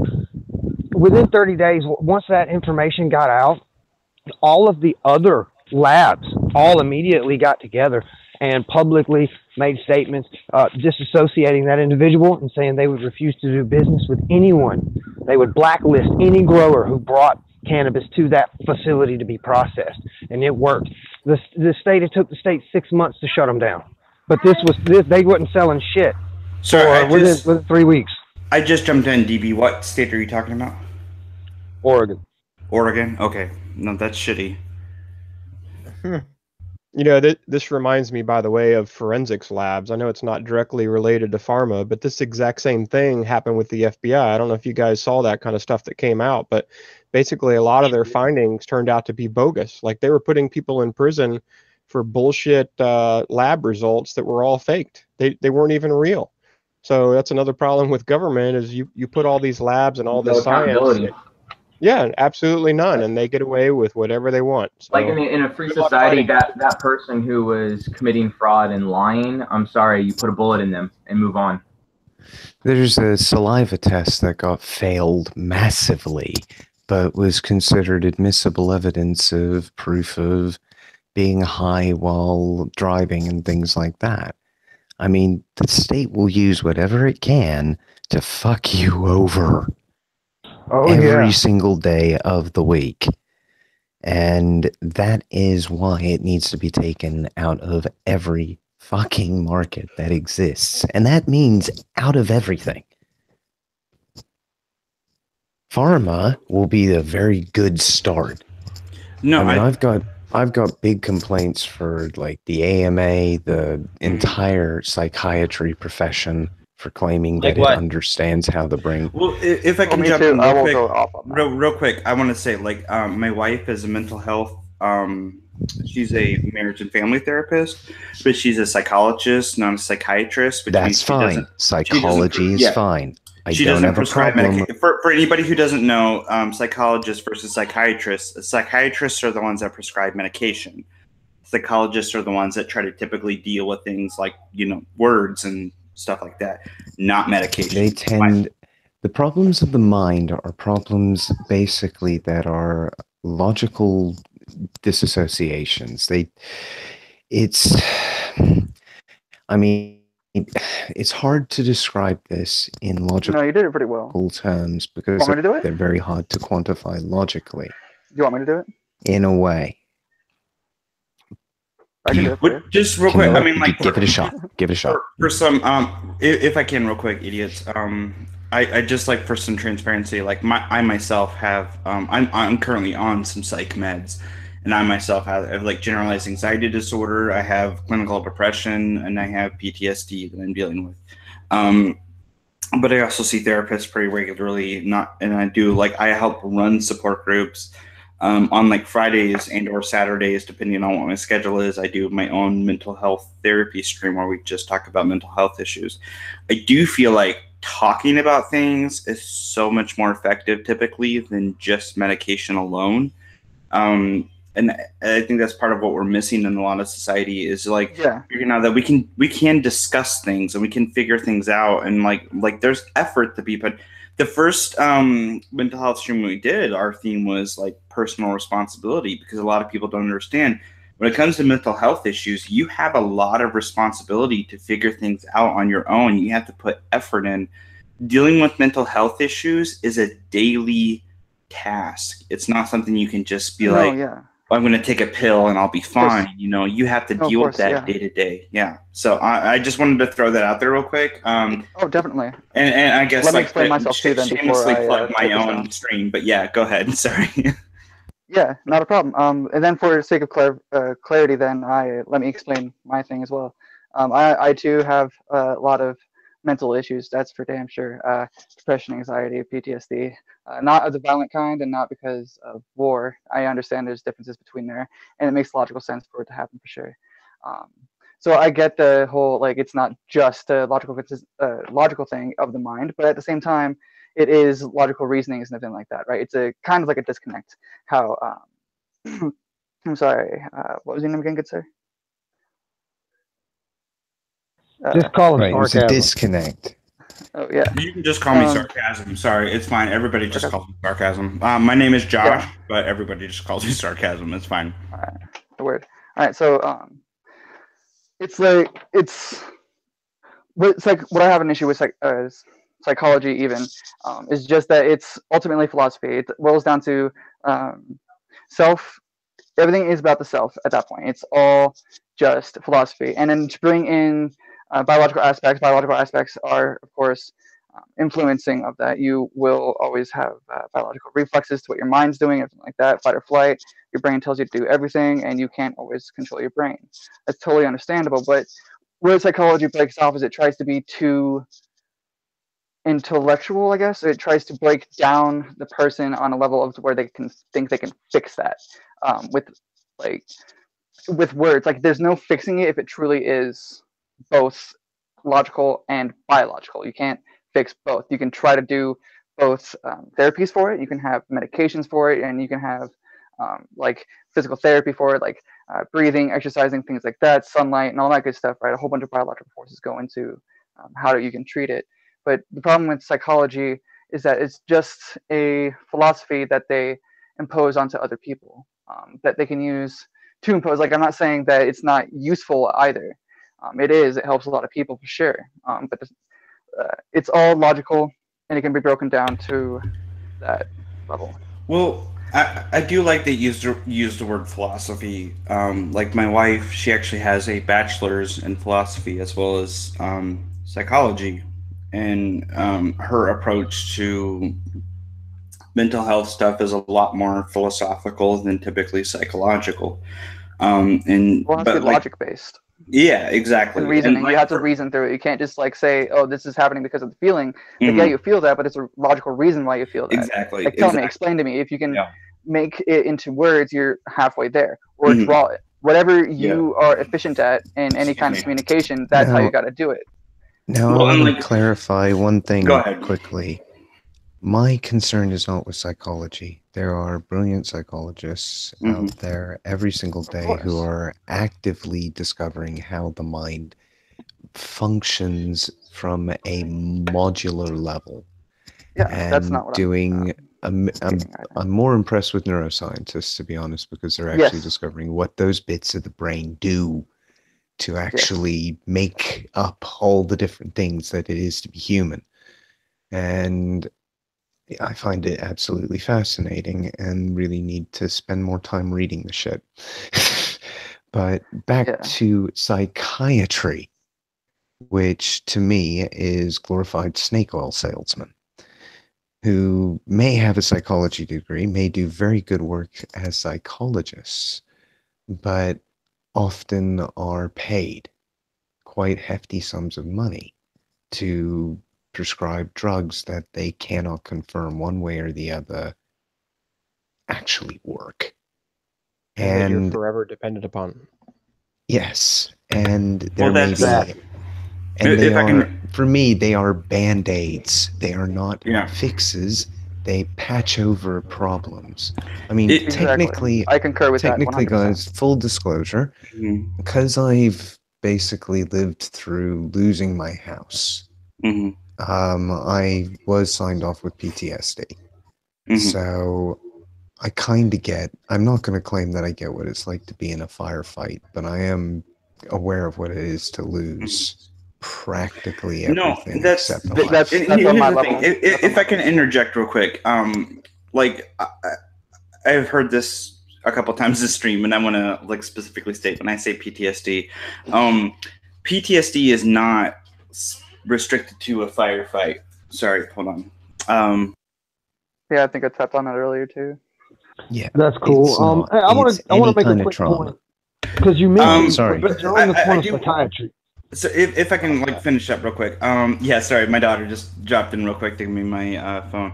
I do want to like PTSD isn't restricted to military service or a firefight, and I don't think anybody who has PTSD from a car accident, PTSD is post-traumatic stress disorder. If you have a traumatic experience, and that like I'm dealing with PTSD from like not this, it was 2 weeks ago now because today's Sunday, so it was 2 weeks ago. I thought I was dying Sunday morning. I had to go to the ER. Like I literally thought I was dying. I confronted my own death. I was making peace with that, and I've been having PTSD symptoms since then. You know, like it's just if you have a traumatic experience, like don't ever feel like you have to make that distinction of like, oh, it's not like being in a no. If it's traumatic and you're dealing with those symptoms, it's PTSD. Like PTSD is PTSD. It's not restricted to soldiers. It's not restricted to combat. It's a traumatic experience. And if you suffered through that and you have those symptoms, you have PTSD. Don't feel like, it's not, don't, like feel like you need to make that distinction because of the assholes on Twitter that think they have PTSD because of like they had they talked to somebody who said something mean to them. If you have PTSD, you have PTSD. It's not something to be ashamed of. It's not something to feel like you need to justify. If you had a traumatic experience in your life, like a legitimate traumatic experience, it is totally justified. Like, for me, somebody who's a veteran, I don't ever look at anybody differently because they say they have PTSD and they weren't a soldier. It makes complete sense to me, and I understand Cool. it. I don't think that's something I feel like. I just wanted to lay it out there. No, and I understand. Like as a society, I don't feel like that's something we should have to feel like we need to elaborate on. Like if you have PTSD, you have PTSD. It's understandable if it's not combat related. I want to make one like other we're pretty thing much clear. Mm-hmm.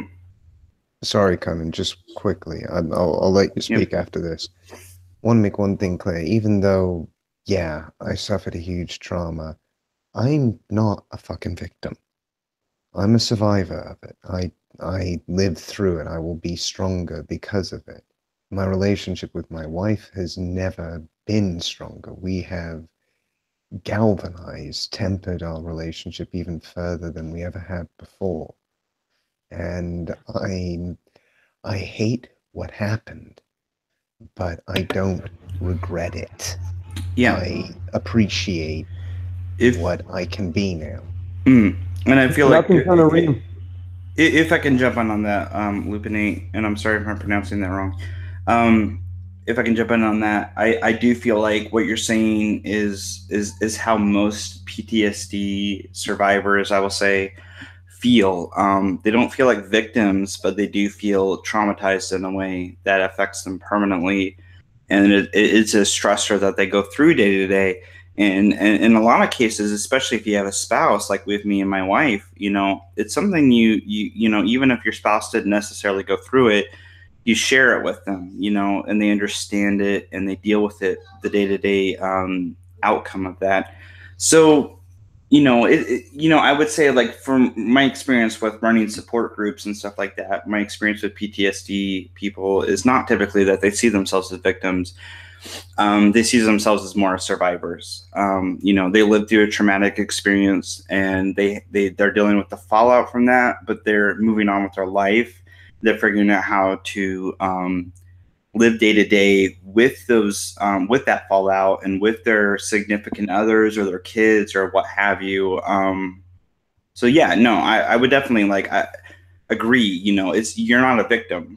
You're not a victim at all. You're a survivor. If that makes sense. Conan, you wanted to say something, mate? Yeah, sorry for jumping in there real quick, but Yeah, back to the point about pharma, all right, because that's what we're here to discuss. And again, discussing the issues of psychiatry, that's a perfect example of what the point that I make when it comes to pharma. Pharma is the one that makes the decisions for you, what you take in your body, what your doctor gives you. It's not the other way around. It's supposed to be, I get ill, I go to my physician, apothecarian, what have you. He diagnoses this issue and provides me with what I need to get. Then in our modern society, we have come to the point where, hey, now the doctor can prescribe it for you, and you can go to a pharmacist or the modern day equivalent to the apothecarian, who will get you out what you need. What's happened now is that the pharmaceutical companies are prescribing your doctors to you. Yeah. What I mean, Yeah. and they're dictating when I say what you take and don't take, not just because they're the only ones that's providing it, but because they dictate what's allowed to be on the market and available for your selection and what isn't. And they do that for very specific reasons. Yeah. And of course, you know me, I'm a broken record over here. If nothing else, I'm consistent. The problem is the state, because the state has that monopoly of force that we all, love to preach to each other about. Drug makers doled out $240 million for lobbying purposes just in 2016. That's the first data I had available. So that $240 million, and then you look at how much money the pharmaceutical companies made, and the fact that those costs have risen faster than they've ever risen before. You don't even have to look at the money. You just have to look at the process. Yes. I mean, the fact that side effects may include suicidal thoughts, depression, fucking heart palpitations, all this shit. And we're supposed to be okay with it because the government said they were. Sorry, Jeremy. I have to go right now, so I have one more minute. So I want to get one last for point as long in, as you and, could. That's one of the things I wanted to say. And Jeremy, I want to thank you real quick for letting me be on the stream. It was really great. I loved enjoying so much listening to everybody's different opinions. I always love being on these kinds of streams.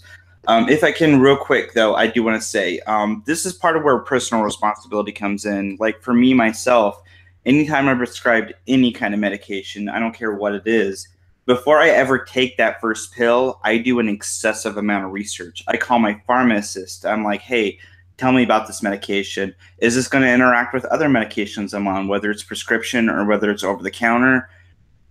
How does this affect other things? There's a huge amount of personal responsibility that comes with medication. So if you are seeing a psychiatrist and they do prescribe you medication, you do have some personal responsibility. You need to ask. You need to ask questions.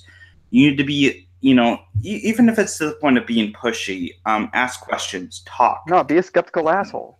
Exactly. Just be a skeptical asshole. Precisely. Be a skeptical asshole. I think that's the best way to put it. Be a skeptical asshole. Don't stop asking questions. Make sure that your concerns are heard. Look up the side effects. Look up the interactions. There's personal responsibility, and that's part of me being a libertarian. I do feel like personal responsibility is so huge.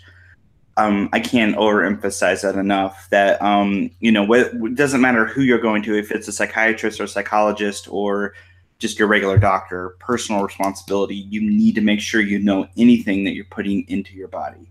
Yes. So I do have to. And also, let me just say before you go, next Sunday, same time, same place. I can send you a link if you're interested. We're doing Memorial Day stream. Fantastic. Yeah, I will try to be here if I can, for sure. We're going to talk about the military-industrial complex, so I want to get on as many veterans as possible. Perfect. Yeah, that's a perfect stream for me, being a veteran. I think you'd love to have me on there. I will definitely try to be. Send me a link for sure, man. I'll be on for sure. So I'm going to thank everybody on this stream here. You all have been awesome, and this is my first stream with Jeremy. So, I want to thank him so much for hosting. Who's Jeremy? Jeremiah, sorry. I know it's Jeremy, either one of them. Yeah. It's either one. Just don't call me Jerry. Yeah, sorry. So thanks so much. For anybody who doesn't know, if you don't mind me plugging real quick, Jeremy. Go for it. Sarcasm_liberty on Twitter. Just look up Sarcasm and Liberty on Facebook. Sarcasmandliberty.com. That's our website. So check us out. Jeremy's been really good to us, and I appreciate you having me on. And thank you everybody else for enduring my ramblings. So, good night, everyone. Have a good one. Be well. Bye. Good night, Josh. Later, Take it dude. easy.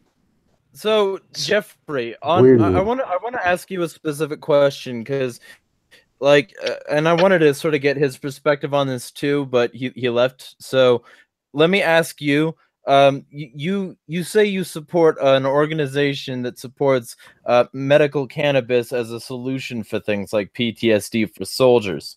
Mind elaborating on that a little bit and elaborating on what JRev Media does right now? Because I think, if I understand it correctly, right now they're on a normalized cannabis campaign, but that will change at a certain point in the future. So, but let everybody know like what that organization does and why that seems important. Yeah, so JRev Media is off branch from Journalistic Revolution. We do all the political stuff, you know, anarchism, all that stuff. But JRev Media is focused on normalizing cannabis within the industry. Right now, since we're based out of Washington State, that's where we are. But we have done work in Oregon and Nevada and other places. So, but again, our focus is, you know, normalization. I want to be able to travel around the world with cannabis that I grow in my backyard, and I can go trade with someone, you know, on the other side of the earth.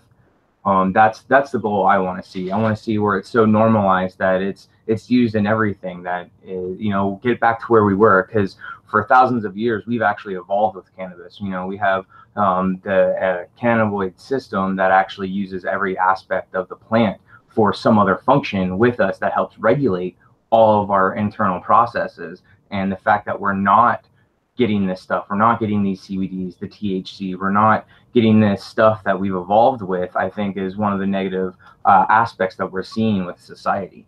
And thinking and having more autism. And granted, it's also the poison the government is pumping into the airs and, you know, forcing people to inject into themselves. But it's still it's interesting to see where everything's gone and the future that cannabis is starting to play, because really hemp, marijuana, that's going to be the future for society. And it's actually needed for, at least to me, it's needed for that self-reliance, that self-sufficient. Because with cannabis, you don't need a lot of things. I don't need to take Percocets anymore for pain relief. Kids on autism have a better chance. The epilepsies. I mean, there's a PTSD too. Yeah, exactly. I mean, there's a huge range of benefits for it. And the fact that it's illegal is a travesty. I mean, you even talk about Thomas Jefferson said that hemp was a necessity for the security of our country, yet it's highly illegal just because it has CBDs, which you can find inside a marijuana plant that has THC. So it's just the government's fucked, and fuck them. Yeah, yeah. Dude, well, I concur. and it's illegal because they can't patent it, and there's no money to be made because I can grow the damn thing in my closet or in my backyard. And don't say they can't patent it, mate. Don't say they can't patent it. Yeah, there is such a try, company right? as Monsanto. Well, they're already trying to patent the CBD or whatever the heck it's called, the oils. But yeah, my wife was addicted to opiates because of the botched back surgery I was talking about earlier. When she went through 5 years, basically, she was addicted to this stuff, and she was basically in bed the whole damn time. So when we talk about like how long it took somebody to go from a minarchist to an anarchist, there's a couple people in this call that understand what I'm talking about here. It took me a lot longer than normal because my wife was in bed for 5 years straight. And they were like always asking me like, why did it take me so long? It's like, that's the reason. I mean, I don't want to blame her for it because it wasn't her fault, but her doctor got her addicted to morphine, and we had to send her to rehab to get her through that. And even with a cocktail type rehab system, she still wanted to kill herself. And the only reason why she finished that program, oh yeah, horrible. And the only reason why she finished that program is because she had marijuana available. Literally, my wife is alive right now because she had access to pot. In addition, that reduced the pain. Rehab. Yeah, she was able to function without killing herself because you see, this is the argument I make regarding addiction, because you make a very good argument. People get addicted to drugs. They make this argument against any drug usage because you can get addicted. Marijuana's a gateway drug, yada, yada, yada, yada, yada.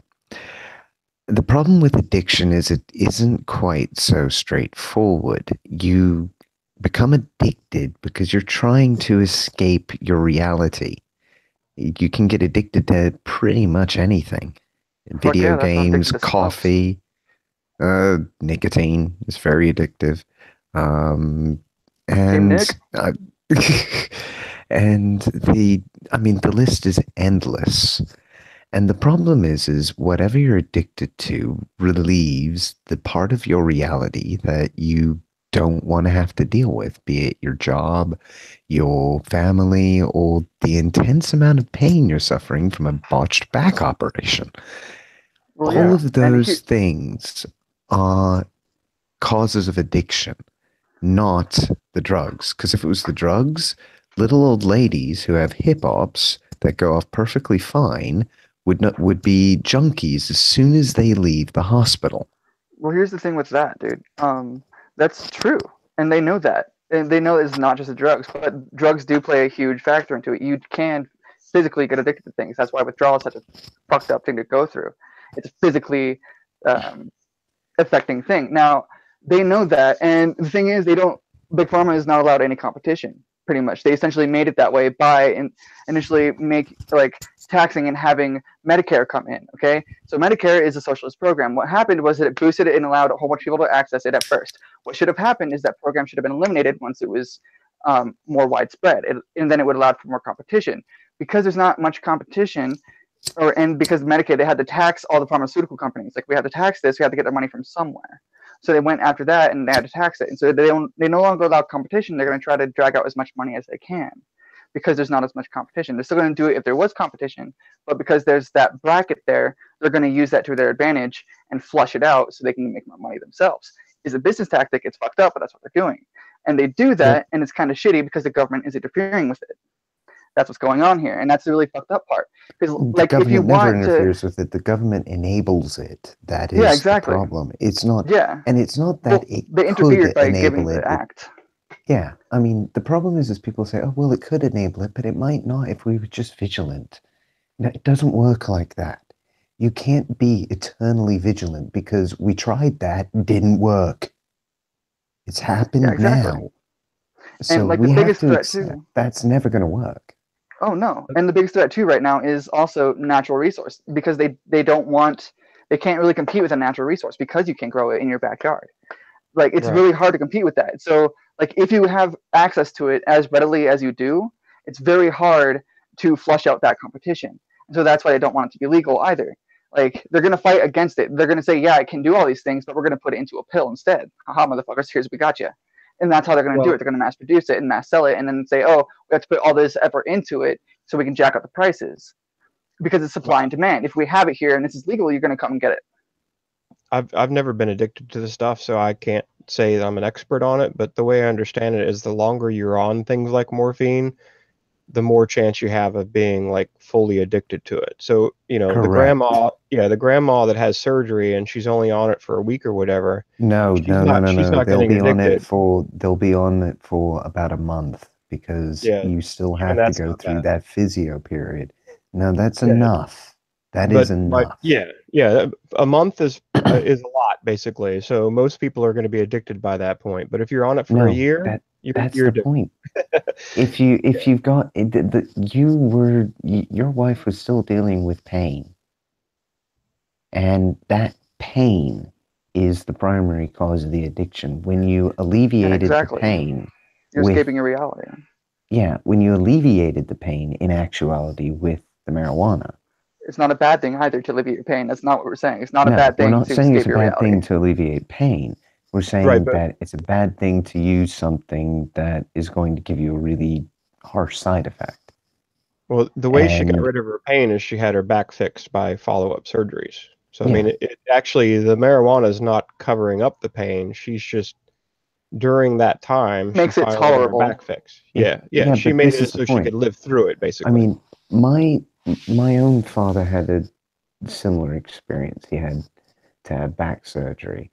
But before he did, he was on many, many different types of painkillers, and he was saying it was making him feel fuzzy and didn't feel right, and he didn't like the experience, and that's why he was opting to go in for proper surgery for it. As soon as he had the surgery, he was off all of the painkillers. He was only dealing with basically marijuana and the occasional ibuprofen. And that was mainly because of probably the like nerve impulses rebuilding themselves to work the way they used to. It happens when you have surgery. You basically get this relief of pressure that causes intense pain, and then it dies away very quickly. And he's very well functioning, and because he's in Colorado, he's able to legally have a medical marijuana card and basically use that to help deal with any serious issues. And I really do believe that drug has a lot of impact on pain relief, because it does work well to keep it minimal in a serious back trauma. Right, and I also think opiates cause higher pain. I don't know the science behind it, but basically my wife was worse off on morphine than she was using marijuana occasionally, only when she has a bad day. So it was almost like that drug in particular, maybe it's designed this way, or maybe that's one of the reasons why they prescribe it, but it keeps you on it basically. And yeah, exactly. another thing to keep in mind is her pain Physical management withdrawal. doctor, he got paid $800 a visit. So every time that she went in to see him, that dude was charging $800. So Yeah, multiply correct. that by the 100 patients that he has, and the guy, he's making a fortune off of people being on morphine. Yeah, and he's quite corrupt for it. And I'm not going to deny that. And I'm not going to deny that he was an unethical son of a bitch who, in a free society, probably would have been hung, drawn, and quartered. And that would have been a nice ending. Believe me, ostracism is much, much worse. There's a good story behind this guy. So if you look it up, I live in Charlottesville, so you can look up Charlottesville Dr. Dean. I don't care. Downtown from my old town. Yeah. Dr. Dean, just like it sounds, Dean, he's been arrested for rape. So apparently the women were going to his office for pain meds, and as you can imagine, you're addicted to this drug, so you're going to keep quiet, and you need it Suck my desperately. thing, Otherwise, yeah, he was raping women in his office. There's like 10 charges of rape. He's got 1 charge of abduction, and he's representing himself. So I don't think it's gonna and my wife, she kind of feels bad about it. She's like, "How come you didn't try anything with me?" Oh God! But yeah, this guy. Everyone's like, "Honey, you are pretty. It's okay." This guy is definitely a piece of shit. Very immoral. So next it time, sounds like take he's got what's credit for coming.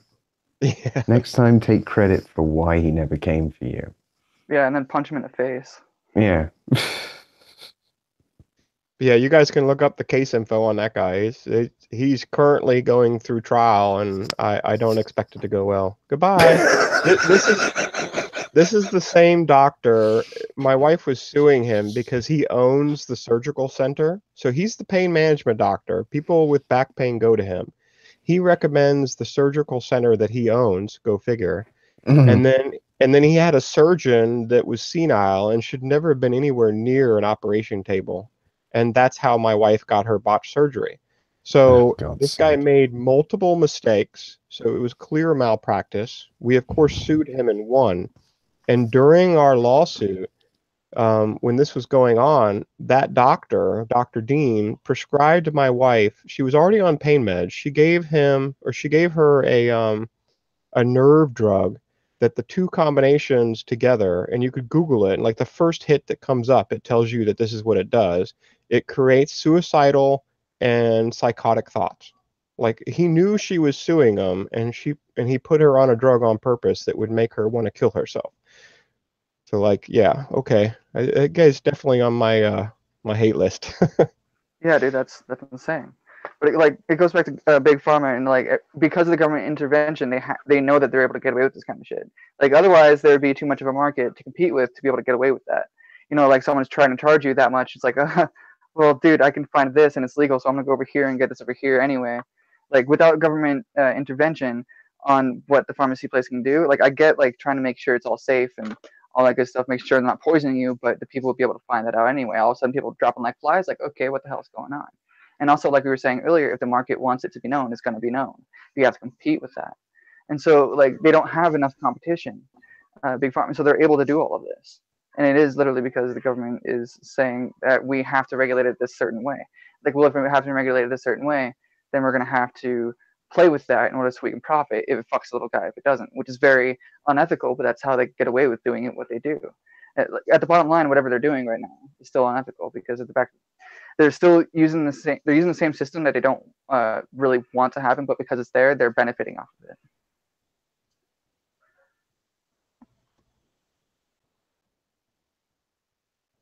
Yeah, it's not in your favor either because, one of the things related to the lawsuit is, when we quote unquote won that lawsuit, one of the stipulations was, oh, well, you can't talk about it ever again. And I was like, what? Yeah, you can't mention, the surgical center by name. You can't talk about the doctor. And I was like, no, fuck that. I'm not going to hide the fact that somebody got, my wife got screwed over by this guy because I don't want other people to get screwed over by him. So, yeah, I guess in a free market society, they'd know. Yeah. They'd be. Yeah, everyone would know about it. Reputational damage. Yeah, exactly. Huge. Reciprocity is a bitch. Yeah, the only reason why that surgical center is still in business is because the government protects it. Exactly. Right, and on that level, talking about people, because there's a constant comparison of various things to episodes of Black Mirror. I don't know if anybody here is familiar with that show, but essentially there was okay, so essentially, for those of you who aren't, it's basically like technological Twilight Zone and modern. And it's a Netflix show. If you got that, you can watch it, but I totally legally watch it on other sites. The one of the episodes ended up with everybody rating each other and this woman trying to spiraling out of personal control because she was trying to become one of the popular ones, and she eventually moved herself into a position where she was the least popular immediately because she was trying so hard to be popular. And I think, and so society effectively shunned her and squeezed her out because of her rating. And in this age of technology and depersonalization and trying to move, this sort of universal push to not have to talk to anybody directly so you can say whatever fucked up shit you want about them, is reputation still valuable? This might be an entirely different topic for an entirely different stream, but how valuable is reputation in what many people are calling a post-truth society? Okay, in terms of the individual, not necessarily very much unless you actually have something to lose. Now, in terms of pharma, they have something to lose. A shit ton of money. A shit ton of customers, a very easily corrupted system of benefits, kickbacks, dinners, and very lucrative payments to doctors and other companies to turn a blind eye or prescribe things. I would argue that reputation does matter on an individual scale as well as a giant scale, because if we're still being intellectually consistent here, and we have to if we're applying individual rights to businesses, is essentially what we're trying to do. We're trying to say that then the business, you are just as, your reputation is just as important, because if someone doesn't like you as a customer coming in, they can stop serving you. Okay, so you still have to make sure that you, I don't want to say conform to their ideals, but you kind of have to, agree when you walk into their store to buy something, right? So you still have to have a reputation for them in order to do it. So we have to have a reputation everywhere. Not just big pharma, not just you, but everyone has to have a reputation in order to get what you want done. Yeah, exactly. That's a fair point. That's a fair point. Yeah. Everybody does have a reputation, and it does in order to get business done. And that's part of the reason why I think that Black Mirror episode that you mentioned Jeremiah, is so particularly important, because it's kind of the point. If you try too hard, you become hashtag forever alone. It's not really that. I mean, tryhards are the kind of people that aren't really liked in society usually because they're trying too hard. They're the guy who, at a party, tries to make a joke and has to explain it to everybody in the room 3 times before anybody gets it. Hey, I have to do It's that, but that kind it's of for a thing. different reason, sir. Stop hating, man. But you see, I got that one. Yeah, I know. It's all right. It's all right. You're just telling it to the wrong social level or intellectual level. That's the only problem. Know your audience. Yeah, exactly. I don't have much of an audience yet, but I'm trying to grow one slowly. And it's very awesome that people are allowing me to spew my bullshit on on their podcast.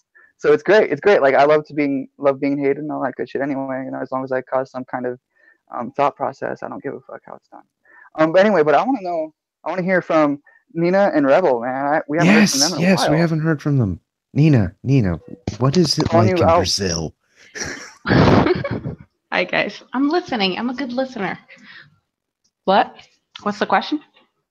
What is it like in Brazil? Let's pick a particular genre. What is surgery like in Brazil? Do you know? It's good. Yeah, I do know. I did do a quick rotation and surgery in Brazil. It's good. It's actually the best part in Brazilian medicine and healthcare area. We as a socialized medicine, it's kind of like what people say that Canada is. Like you take forever to do things, so you better know that you're gonna get sick real soon, so you can get in line for the next 8 months that you're gonna have to wait.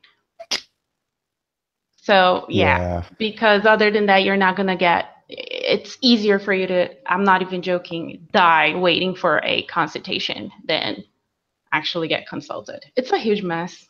I don't even know where to begin to talk about it.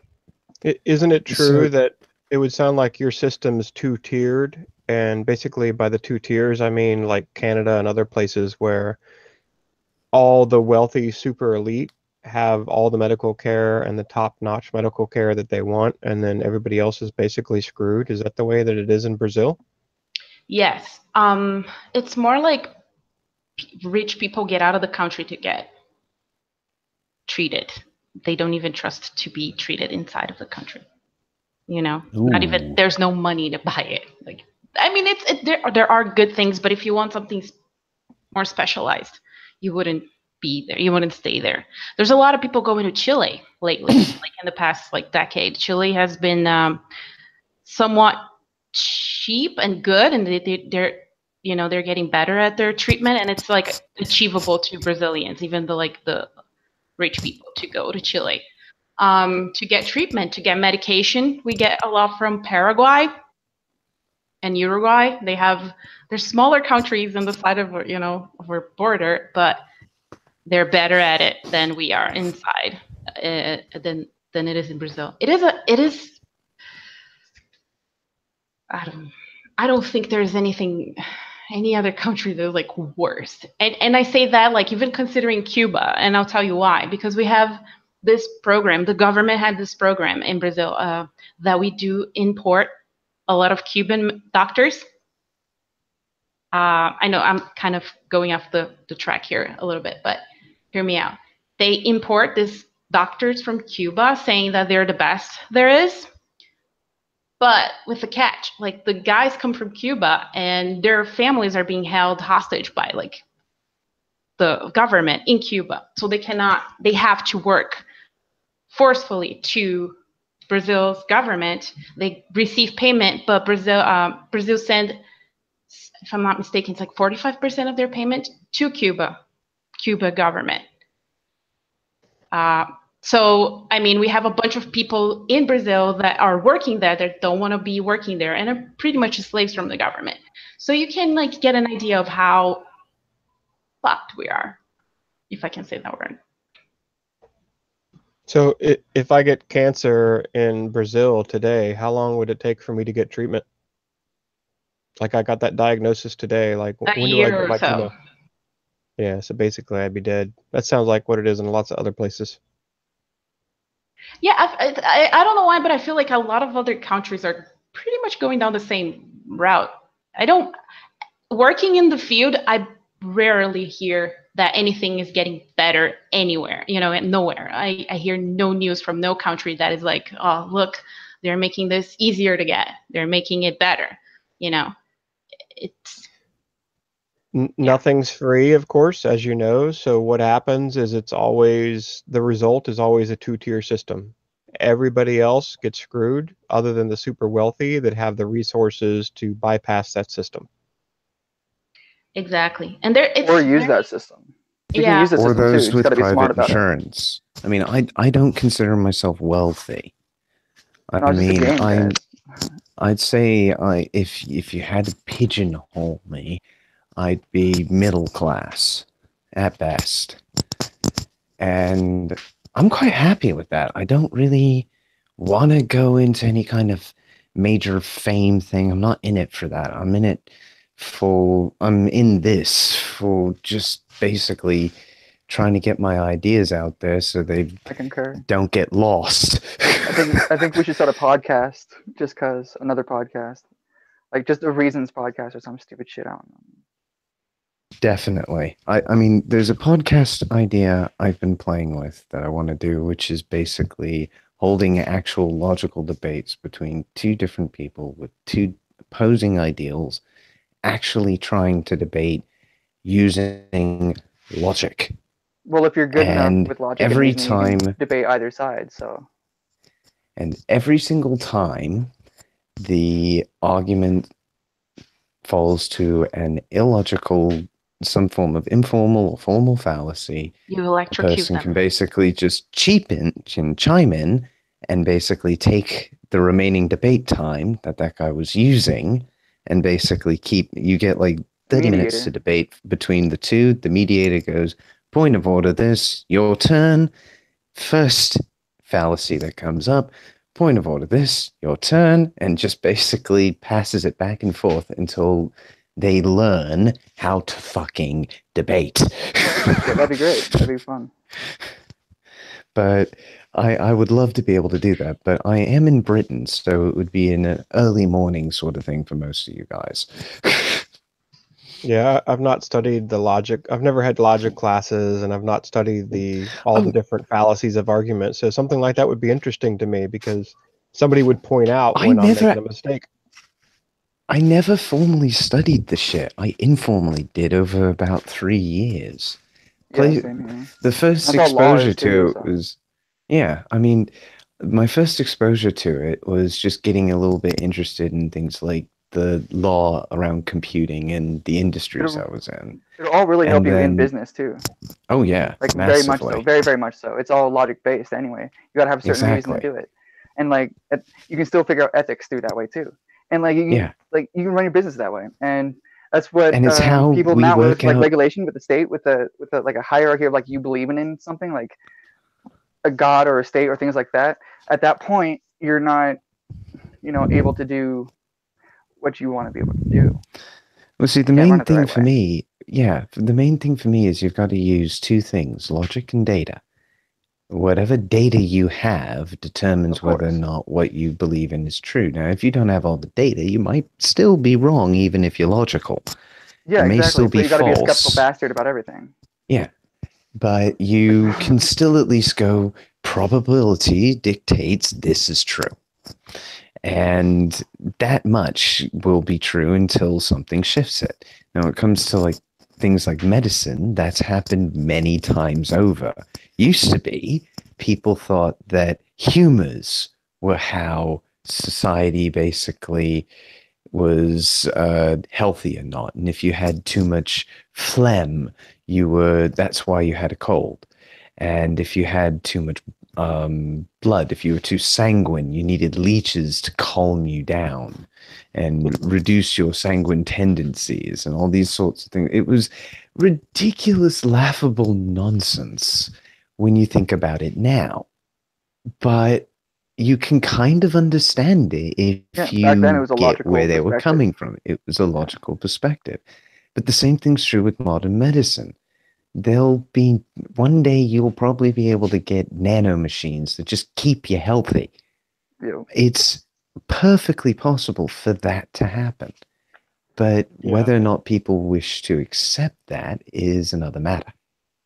Well, the motivation's changed, of And course. if they because can, too. Pharma's not in it to keep us healthy. They're in it to make the most money from us before we die. Yeah. Rebel, what are your thoughts? Yeah, like Finian was saying, they're not in it to keep us healthy. They're in it to make as much money from us until we die. And that's really what the problem with pharma comes down to is, it's all economic protectionism. And as long as they can get away with that, they're gonna do it. So I guess the big question for Pharma is how do we stop them getting away with it? And we need to Yeah, I get mean, rid of as the long as monopoly they there's have on healthcare. right, Yeah. as long as there's a strong central state, then they can buy them out. All right. So And how do you beat a giant monopolistic system? That's the big question. How do you beat a giant monopolistic system? Right. Yeah. Honestly, I don't know at this point. Well, I think that the best way is the only way: competition. You've got to find a way to make it. You got to find a way to prove that the other system, the capitalist system, works better than socialized healthcare. You just have to prove that. For starters, people don't even understand that we don't have a free market healthcare system. That's something that in any time you talk to people, they always seem to think that we have this free market healthcare system, and that's just laughable. Exactly. I laugh every time, dude.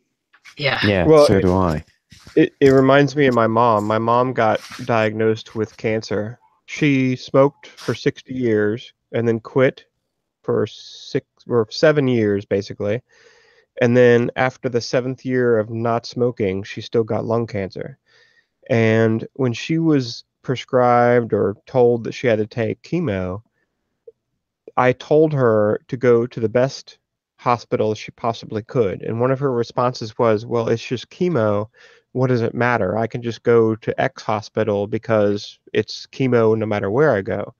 And then once she was there, the doctors would not allow her to take vitamin C with rose hips because whatever reason they were telling her. But basically, they told her not to do that. So she kept eating like table sugar, by the pound a day while she had cancer on chemo. And then, of course, she ended up dying. It's like the doctors don't care and the systems don't care. And they are not going to tell you what you need to know because all they care is that they get their $100,000 payment for the chemo that they give you before you die. I'm not going to deny that there is a monetary incentive to the whole equation. That's what makes it work.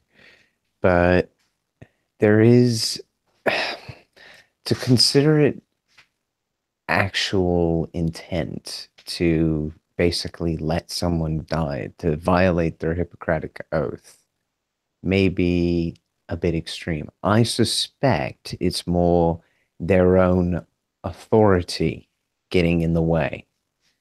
They basically think they know better than any other person because they're a doctor. They studied this, they have X amount of experience, and therefore they know best.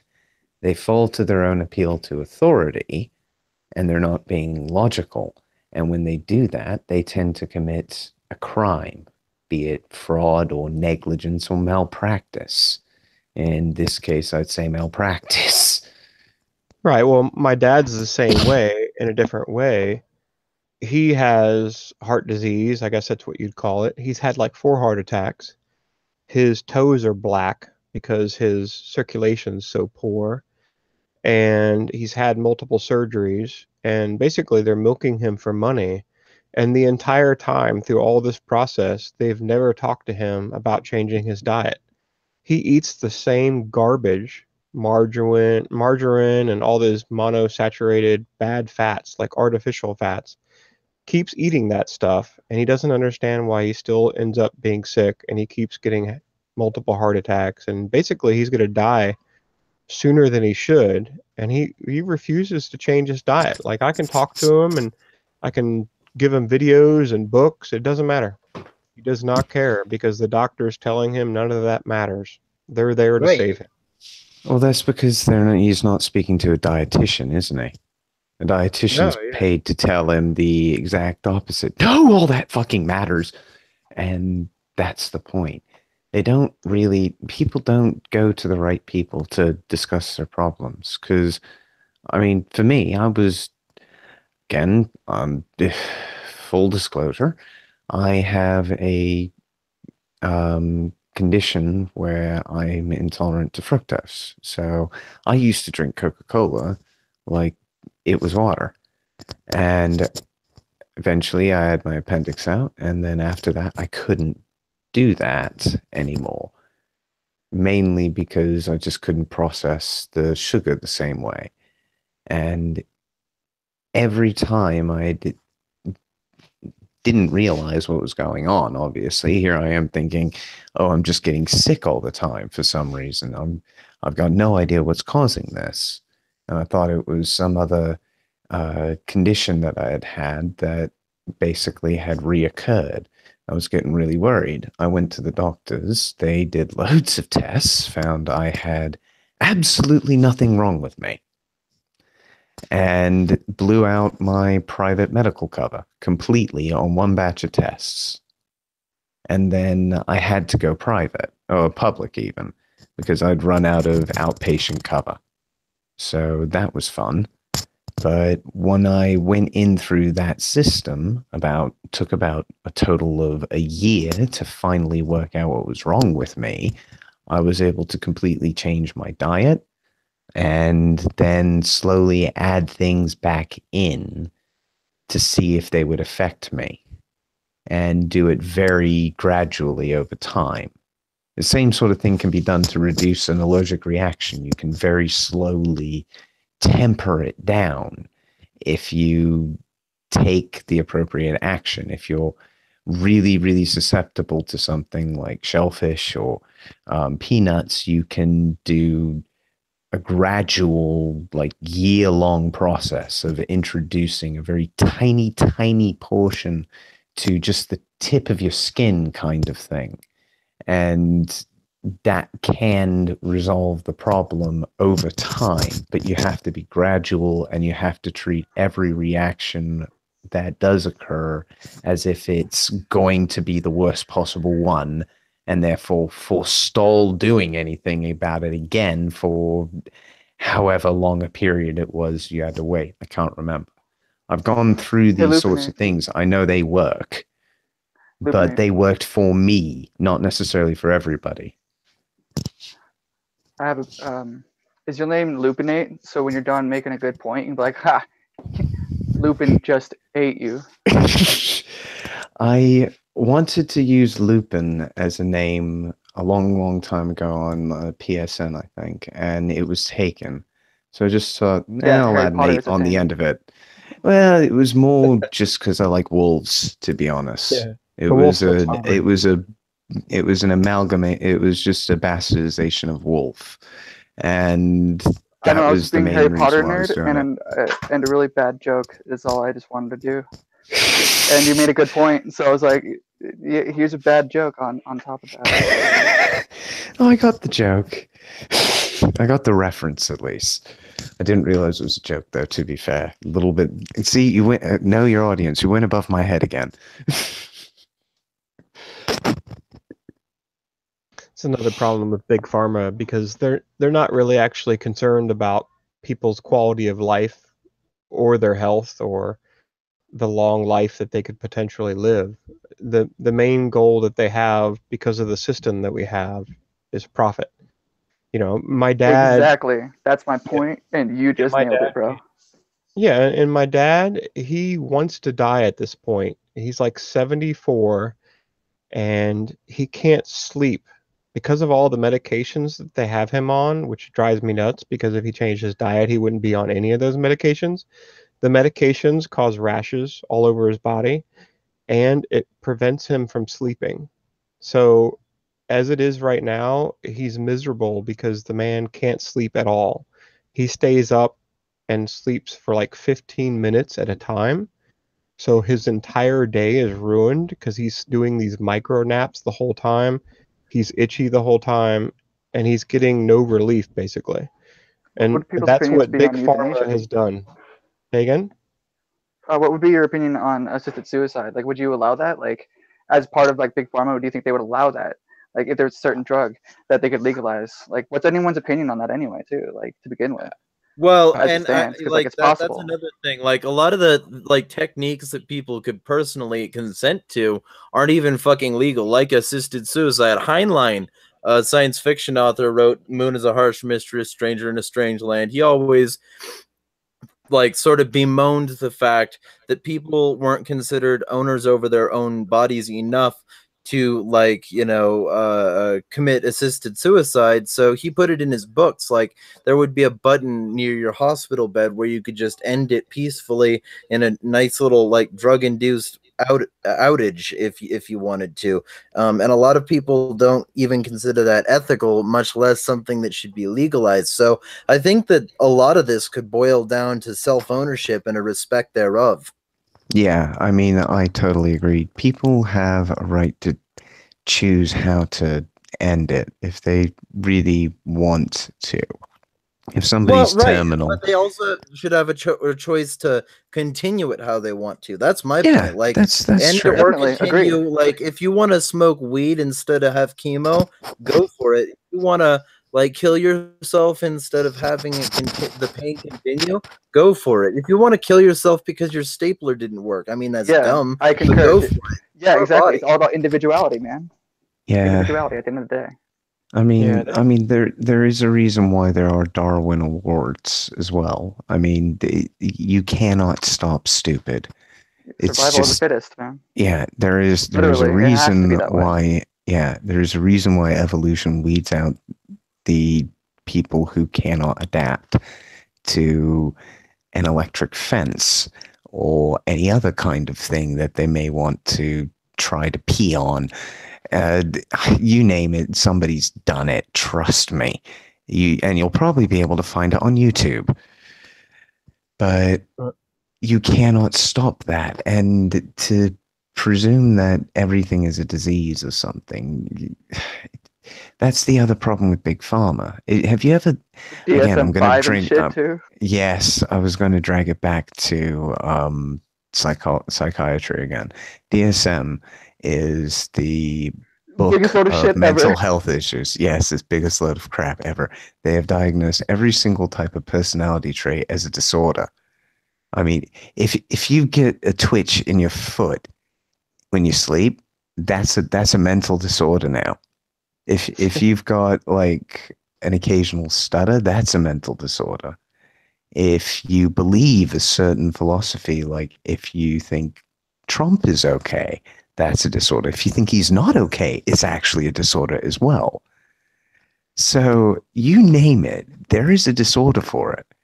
And you've probably got hundreds of them, so you need drugs. It's a fucking con. By their standards, we're all crazy.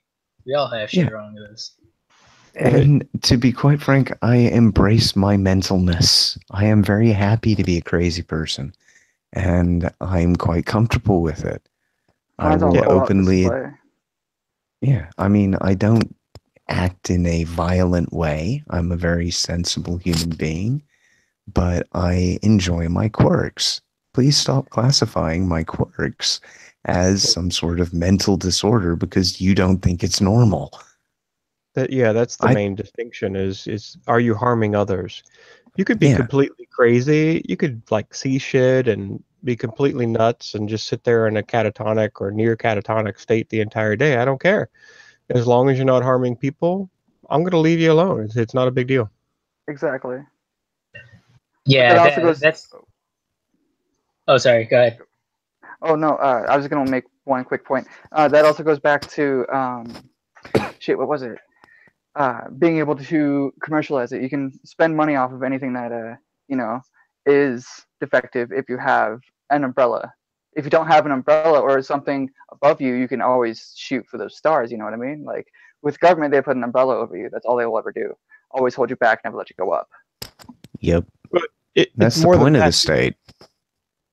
It's more than that, though, too. It's quality of life. Like, we're supposed to live to an old age, and we're supposed to live to that old age with a high quality of life. And the current system that we have, because it's built on profit and double standards and special protections for large companies, we don't have that. Like, old people, either they die early or they die miserable, and they've like a friend of mine's mom just died yesterday, and for years, probably at least 5 years now, I've been talking to that friend like, please, for the love of God, change your mom's diet. At least get her to change what she's eating. 5 years later, she doesn't change it, and she just died with a do not resuscitate order of multiple strokes for the last 5 years. For the last 5 days. So she's been stroking in and out for 5 days, like a horrible way to die. And her family's watching her die that way because she never changed her diet. And the medical system as we have it today absolutely didn't help at all. Nothing. All they were looking at that woman for is how much fucking money they could make from her. That's it. Yeah. And she was only 66. 66 years old as a woman. Like, and it was the AMA, you've got the hospital, you've got the doctors involved, you've got the companies that prescribe the drugs, the companies that sell the drugs for those companies, the people that lobby for these agencies. You've got an interconnected network of shit that is designed to basically screw us over. Well, it's not designed to screw us over. The people use it to do so. That's what it's like. It's not designed purposely to fuck people over. People use it to do so, and that's the thing with it. It's there to play with. If you look at it that way, it's not purposely made to fuck someone up. It's unplanned enough that's the problem. That's the problem. The government is basically designed to keep you down. Well, and the fact that it's designed to keep you down. This is the point. It is designed to keep you down. And the problem is that the only people who can play with it are the ones who have influence over the government. And the only ones who have influence over the government are the ones who can keep them elected. And up until Trump, the only ones who could do that were the ones with money. Yeah, that brings me to the Rockefeller. We're on the same point then, yeah. Which Rockefeller was it? He was on his 9th heart transplant, and he finally died. David. Once you've created this 4chan celebrated for days. Exactly. Once you have this 2-tier system, all the rules and all the civility and all the morals just kind of get thrown out the window, of course, because my dad is miserable and he's going to die miserable. And it's because the system is set up so that everybody involved in his medical care is telling him all the wrong things. Like nothing he is being told is going to help him. Everything he's being told instead is to draw as much money from him before he dies as possible. That's the only objective that everybody involved in his healthcare has. They don't want to help him. They just want to make money from him. Yep, exactly. And I think under a private system, it didn't always used to be this way, because under a private system, when it was more privatized, the healthcare was better. You had lodge level care where it was cheap, affordable, and it was groups like the AMA that basically made that go away. They gave it to the government to regulate. I think somewhere we flushed out Rebel. He was supposed to make a point, and then we didn't shut up like Oh, assholes. sorry. Oh no, I think it may have been Nina. Me? No, I was just gonna say it's not that bad. I mean, as part of the system in the way of I'm a nurse, we're not just trying to make money out of people. No, I'm not going to make that claim either. Yeah, someone made that claim. I'm not sure. It's very.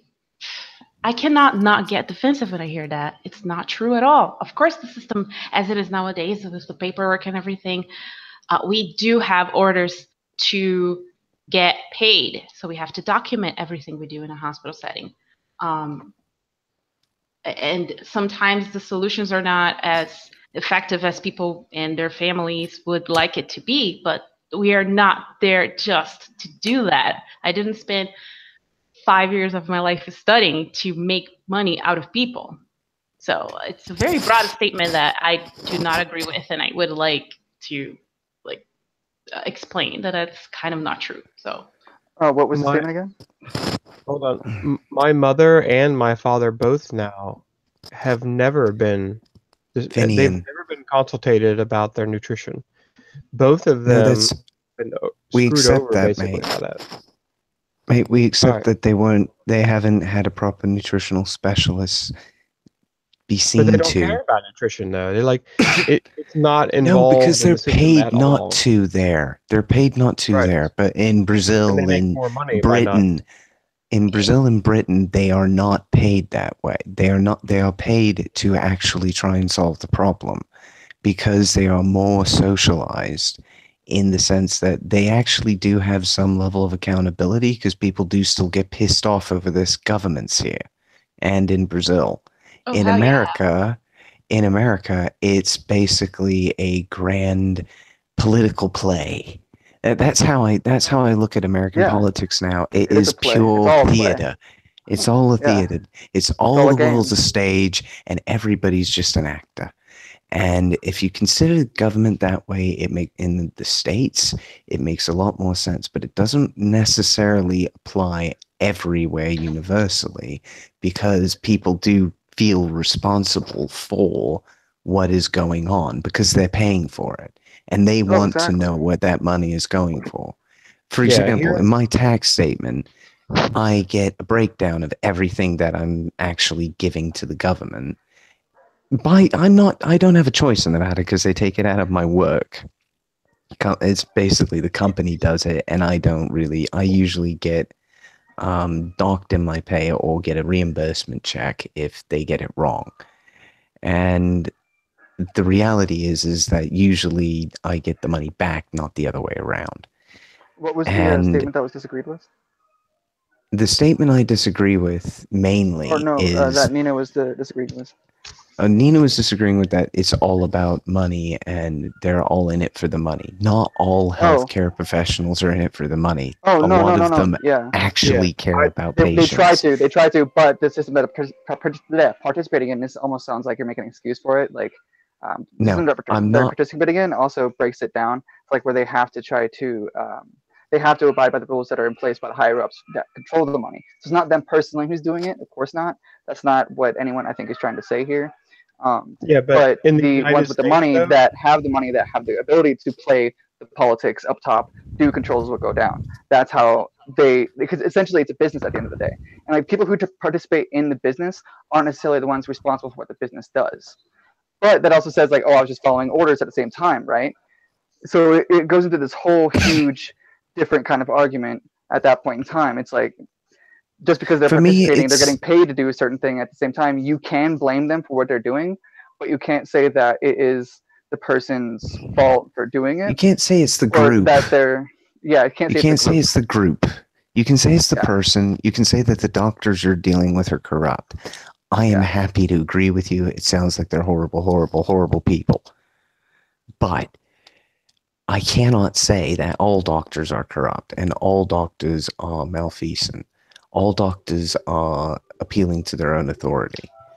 I'm not going to say that, because I have met many very good doctors who will listen to the patient and actually change the course of treatment as a result. And In the United States, it's that's not the way it is, though. I realize that, Yeah. but you've Yeah, got I you've would got never to. say that. Yeah, I don't mean that worldwide. I just in the United It's States. just worth that's the way it is. clarifying that, and it may more be in your local area than anywhere, because That's also at in least Cuba from a though too, where yeah, she's from. I've Sure, I mean, been everyone knows to that. the United States too. Okay, then yeah, you know what you're talking about on both ends. Yeah, definitely. Like you're not trying to, affect anybody, and you understand that you are trying to be the good actor, and you can influence it where you're at as long as you play their game that they're playing at the same time, because you have to be able to survive in there. And if you want to make like a change, you kind of have to do it. Like I made a point on another podcast where you just because there's this document there doesn't mean you have to completely ignore it. Like the Bible, you can look at that and be like, okay, cool. There's ideas here that you can use, basically, I guess, for like a different viewpoint, whatever you want to do, like broaden your horizons with it, right? It does not mean that you have to abide by those rules, or like doesn't mean you make it your god. Play with it. Don't necessarily say it's what you like, that it's you that you're doing it. And like you can't blame the person who's doing the action. Like if you're actually trying to help, you can't blame that person who's actually trying to help because they're a part of it and know their choice to be a part of it, because it's all under the same umbrella, which is the government trying to force you to do it, and you have to do it this way or the highway anyway. Well, yeah, in the United States, the way the system is set up is it is for profit first. Like my stepfather had his hand cut off. He was like people tried to kill him basically, and he had machete attacks, and he was struck in the head. His hand was cut off. He almost died, and this was in Ghana. And when I tell people about the story, basically they sewed his hand back on. He's got like 99% function in it. They saved his life, and he's mostly the same guy he was, missing a small part of his ear and everything. And when I tell people that story, they're like, Ghana? Really? Like, yeah, Ghana. Ghana saved his life. They sewed his hand back on, and they have basically first world technology there, and they can do all the medical stuff they could in America. The same thing is true in Panama. People think, oh, well, in America, we obviously have the best medical care in the world. And that's not true. We don't, like there's doctors in Brazil and all around the world that do a far better job. And their main motivation is not profit. They're not going to milk you for as much profit as they can before they die. And the system isn't in place that allows them to do that and get away with it either. So yeah, definitely. They don't because have a we've really got large charge master either. Yeah, I definitely don't mean to sound like I'm speaking for the entire profession. It's the American now. system as it is broken. It's Yes, seriously the American broken. system is totally defunct when it comes to healthcare. The Yeah, problem with word. the other Okay. systems that you've mentioned is that they are running out of money at an alarming rate. Most of the socialist systems are either causing a huge deficit within the budgets and are causing increased amounts of taxation, or are just having to make huge cuts because they can't afford to do these treatments, so they can't afford to buy the kit and Right, and therefore I fall could actually back. make part of a point to that, like, and maybe this is an entirely other stream talking about globalism, but like I could make a point about like the idea that all these socialist countries have overly relied on other countries with currencies that are doomed and like designed to fail. Like the US currency is doomed and designed to fail because like ever since 1913 it's been debt notes that they've been printing with between accounts with nothing in them, so that they can effectively have debt to swap between parties to promise future generations will pay. And when you have a system like that, you're going to run out of money. But if you have a globalist system, you can offset the costs of running out of money by having all these other nations produce your goods for you and things like that. So like there's a lot to be said for like having more localized and decentralized policies anyway for your economy to begin with, much less the healthcare sector of that economy. Because when you don't, you have to connect your economy economically to an economic system that isn't necessarily feasible to begin with, and it sucks ass. Yes, very true. Well, There's one thing though with regards to the socialist system is when you have it running and it runs well, people think, oh, this system is the best because it provides what I need when I need it. And I don't need to worry about it. I just have to give a bit of my money away to it. Well, we had a cheaper system before that worked even more efficiently, and you got quicker cover, and people understood very, very deeply that prevention was a better method of solving a problem than medication necessarily could be. Because if you have to take a drug for it, you've already got the disease. Well, okay, yeah. But I wouldn't say that applies to everything, though, but I don't think you're saying that either. Not necessarily everything. Okay, because you can't always say that prevention is always the best tool, because then that'll lead you down a rabbit path of, if we're trying to prevent them from entering, they won't. Like, that's true, but at the same time, you're causing a huge defense issue there. But I think for the medical industry, it definitely applies. If you can try to prevent a disease, definitely try to prevent a disease. It applies to an extent. You don't want to end up with the umbrella corporation. So I mean, yeah, exactly. Yeah, like if you can prevent a disease, try to prevent it for sure. But there's also like you have to make sure you don't like overstep that, for sure. Like oh, we're gonna try to prevent death. It's like, okay, great. Now we're really all gonna at one point we'll all just be wiped out when the universe dies because we won't be able to die. People still trying and it. That's something else. Yeah. Like all this shit is like rushing toward basically trying to immortalize humans, and that's a fucking terrible idea because death is what allows the world to be rid of the sort of useless feeders. And if you end up with a society where people are living for a really, really long time but not producing anything in their latter exactly. years, what the fuck? Like, we're all just gonna be like standing around. Like, that's not a good idea shoulder to either. shoulder one day. We're just gonna be on the earth, shoulder to shoulder. Everybody we're not dead yet until it goes black. And even then, we could kill death. Even in altered carbon, you couldn't kill death. Even when you could convert your brain to a computer chip, you could still destroy all your backups. You could still destroy everything that was you. Even in every simulation that is possible, there is violent death that can happen because of the defensive death has act. to be. Yeah, I like two the way they things. portrayed that in Altered Carbon, actually. Yeah, and like here's the thing too. Like Ben Franklin was wrong. There's two things in life, not three. Okay, his two things were wrong. It's death. Just that's it. Life and death. That's it. There's only one constant in the universe. There's not life, or there's not like death and taxes. It's fucking life and death. Okay, that's it. Yeah. Well, to be fair, there's only one constant in the universe. Everything dies. It's something we have to face. I would say there's a constant of energy transfer. I think that's a better way to put it, because it's not like the energy leaves, it's just that the energy is transferred to another place. We don't know what happens to that energy. We don't know, and we I'm not talking about that. I'm talking about the fact that physically the energy is still there. It's just not sapient energy. Yeah, definitely. Yeah, speak for yourself. I'm immortal already, damn it. I'm energy and I'm immortal already. Sorry. Yeah. Even if I physically die, I'm still alive.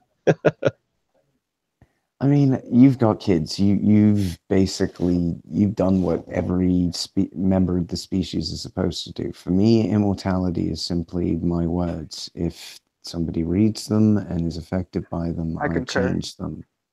You can make a much bigger difference in the world than anybody thinks just by speaking your mind. And ideas are powerful, but they're not the end all be all. No, but they do shape how we think.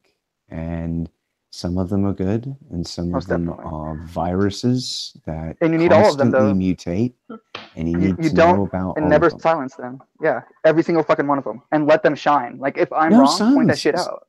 Shout some of them down. Shout some of them down. Shut them down. Yeah, but let them stay there. Don't be like, oh, no one can ever think of this idea again. No, let it stand up so people know that. Oh yeah, that was pretty stupid. Well, let them know why. Like break that idea down and like to why it was stupid or why it won't work. Things like that. You need to challenge that idea, and if you can explain why it won't work or prove why it won't work or both, even, then that idea needs to stay available. Don't be like, oh no, now we're gonna hush it up or now we're gonna erase it from history. No, like keep it there in order to evolve. Because if you're like, oh, erase it, you're doomed to fail if you're trying to erase it. You're like, oh, we need to erase this part of history. Like, no, let Especially that since shit at that show. point Like, there will fuck be it. people. Especially since at that point there will be people who try to resurrect that idea as an act of rebellion. You never want to bury a bad idea. You want it to be on the surface so that people Exactly. can realize how dumb it is and not act like it's a rebellion to bring it back. Oh, if you want to have a free speech debate, dude, I will fucking wreck that shit all day. Let me at it. So It's not just how long you live too, it's your quality of life. Like when we grow old, we're supposed to be healthy when we're old. We're not supposed to die miserable in a nursing home, half senile and shitting ourselves. We're supposed to live to the point where, you know, we've lived a long life and we're done with it and we're okay with that and we're conscious. We've realized what's happening and we're happy with going on to whatever you believe with your religious beliefs. My main thing is getting back to the pharma thing, and the main problem I have with it is they don't have that same vision. My vision is live to an old age and live to an old age in a healthy way and not pumped up with drugs, not brain dead in a nursing home. You're supposed to be there enjoying your life and die in a good way. And I think one of the problems with the global system and the America system worse than ever is they've kind of lost sight with that, you know, like we're supposed to be healthy and grow old in a good way. And I think on a global level, that's, you know, in some areas they're doing it a lot better. And in the United States of America, they're not doing it well at all. Hey, but see, here's part of that problem right there. Like you end up okay, so social security, right? Social insecurity. You have this system where people are told to produce their whole lives so that the future generations can pay into their retirement so that they can grow old and basically not work. Well, that in and of itself incentivizes them to work for a really long time for people that they don't really understand so that they can pay into this system so that they can collect a shit ton of it. So you end up with this basically this idea that the more you work, the older you'll be able to live. And in doing so, you end up with people who work themselves so hard that they never had like time to enjoy their life to begin with, and then they live an old bitter existence collecting that social security check, waiting to die after all of that. So maybe living a life like not trying to invest and save up for an eventual bitter end is a really good thing to consider. Maybe people should like, you know, live life as though they were going to die tomorrow so that they can not regret their decisions when they're like 65. And, you know, maybe the reason the system sucks is because it's run by people who treat people like cattle and don't respect their humanity and essentially want them as numbers in a system justifying their paycheck rather than as people who have sapient, sentient thoughts and who have the capability to be, as Adam Kokesh would call them, beautiful, free, independent human beings. Maybe we could subvert the entire paradigm, including healthcare, just by respecting self-ownership more. That's what I think anyway. That's very true. Finian, one of the things you brought up with like other countries being good and whatnot at their healthcare, part of the reason why America is a bit so shit at it is we're spending pretty much all of our money on R&D in the pharma industry. You've got to come up with the latest thing to keep wowing the crowd kind of thing. And True. we are developing in the US all of the major kit usually that comes along with what's going on. It's just how we've been working. And then we sell that on to the rest of the socialized medicine systems at very high prices, and they can afford it because they can just print the money. And when they do that, they get excellent cover. And as America's system becomes more and more socialized, it incentivizes the companies themselves to then game the heavily capitalist system using the state to justify all of its options. That's how it works, actually, in the global system of healthcare. All of the socialist nations benefit from the capitalist nations that can provide enhancements to society's healthcare. And the capitalist nations that then adopt a socialist system for healthcare collapse on their healthcare system. Like, in a sense, we're one of the biggest ones. We're starting to collapse pretty hard. Yep, very true. Well, guys, I'm really sorry, but I'm going to have to call it a night, I'm afraid. And I was about to wrap it too. So anybody who wants to plug their stuff, now is the time. Well, as I said, I'm looking to start doing some videos of my own, including potentially a series of logic debates. So if you've got somebody that's willing to actually try to debate logically with you, I would be very happy to hold some sort of mediation for that so I can help teach people logic.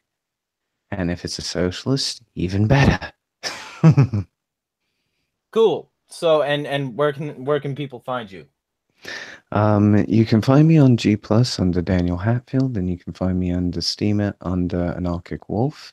And I'll be running the videos off of this channel if I can get anybody to say yes to what I'm suggesting. Count me in. I'll help you run that. Maybe it'll be just a debate between you and me, if that's how we start to teach logic. True, but we need a You gotta start off mediator. small. Yeah, true. That's the only thing. And I do at least can usually pick up fallacies when they're spoken, at least very quickly. Yeah, like but you need someone red who can see herring. like whatever we're saying at the same time too. Someone True. who can hear both pieces. Very true. Someone who can argue for the state. Yeah, exactly. But what about everybody else? We'll get him.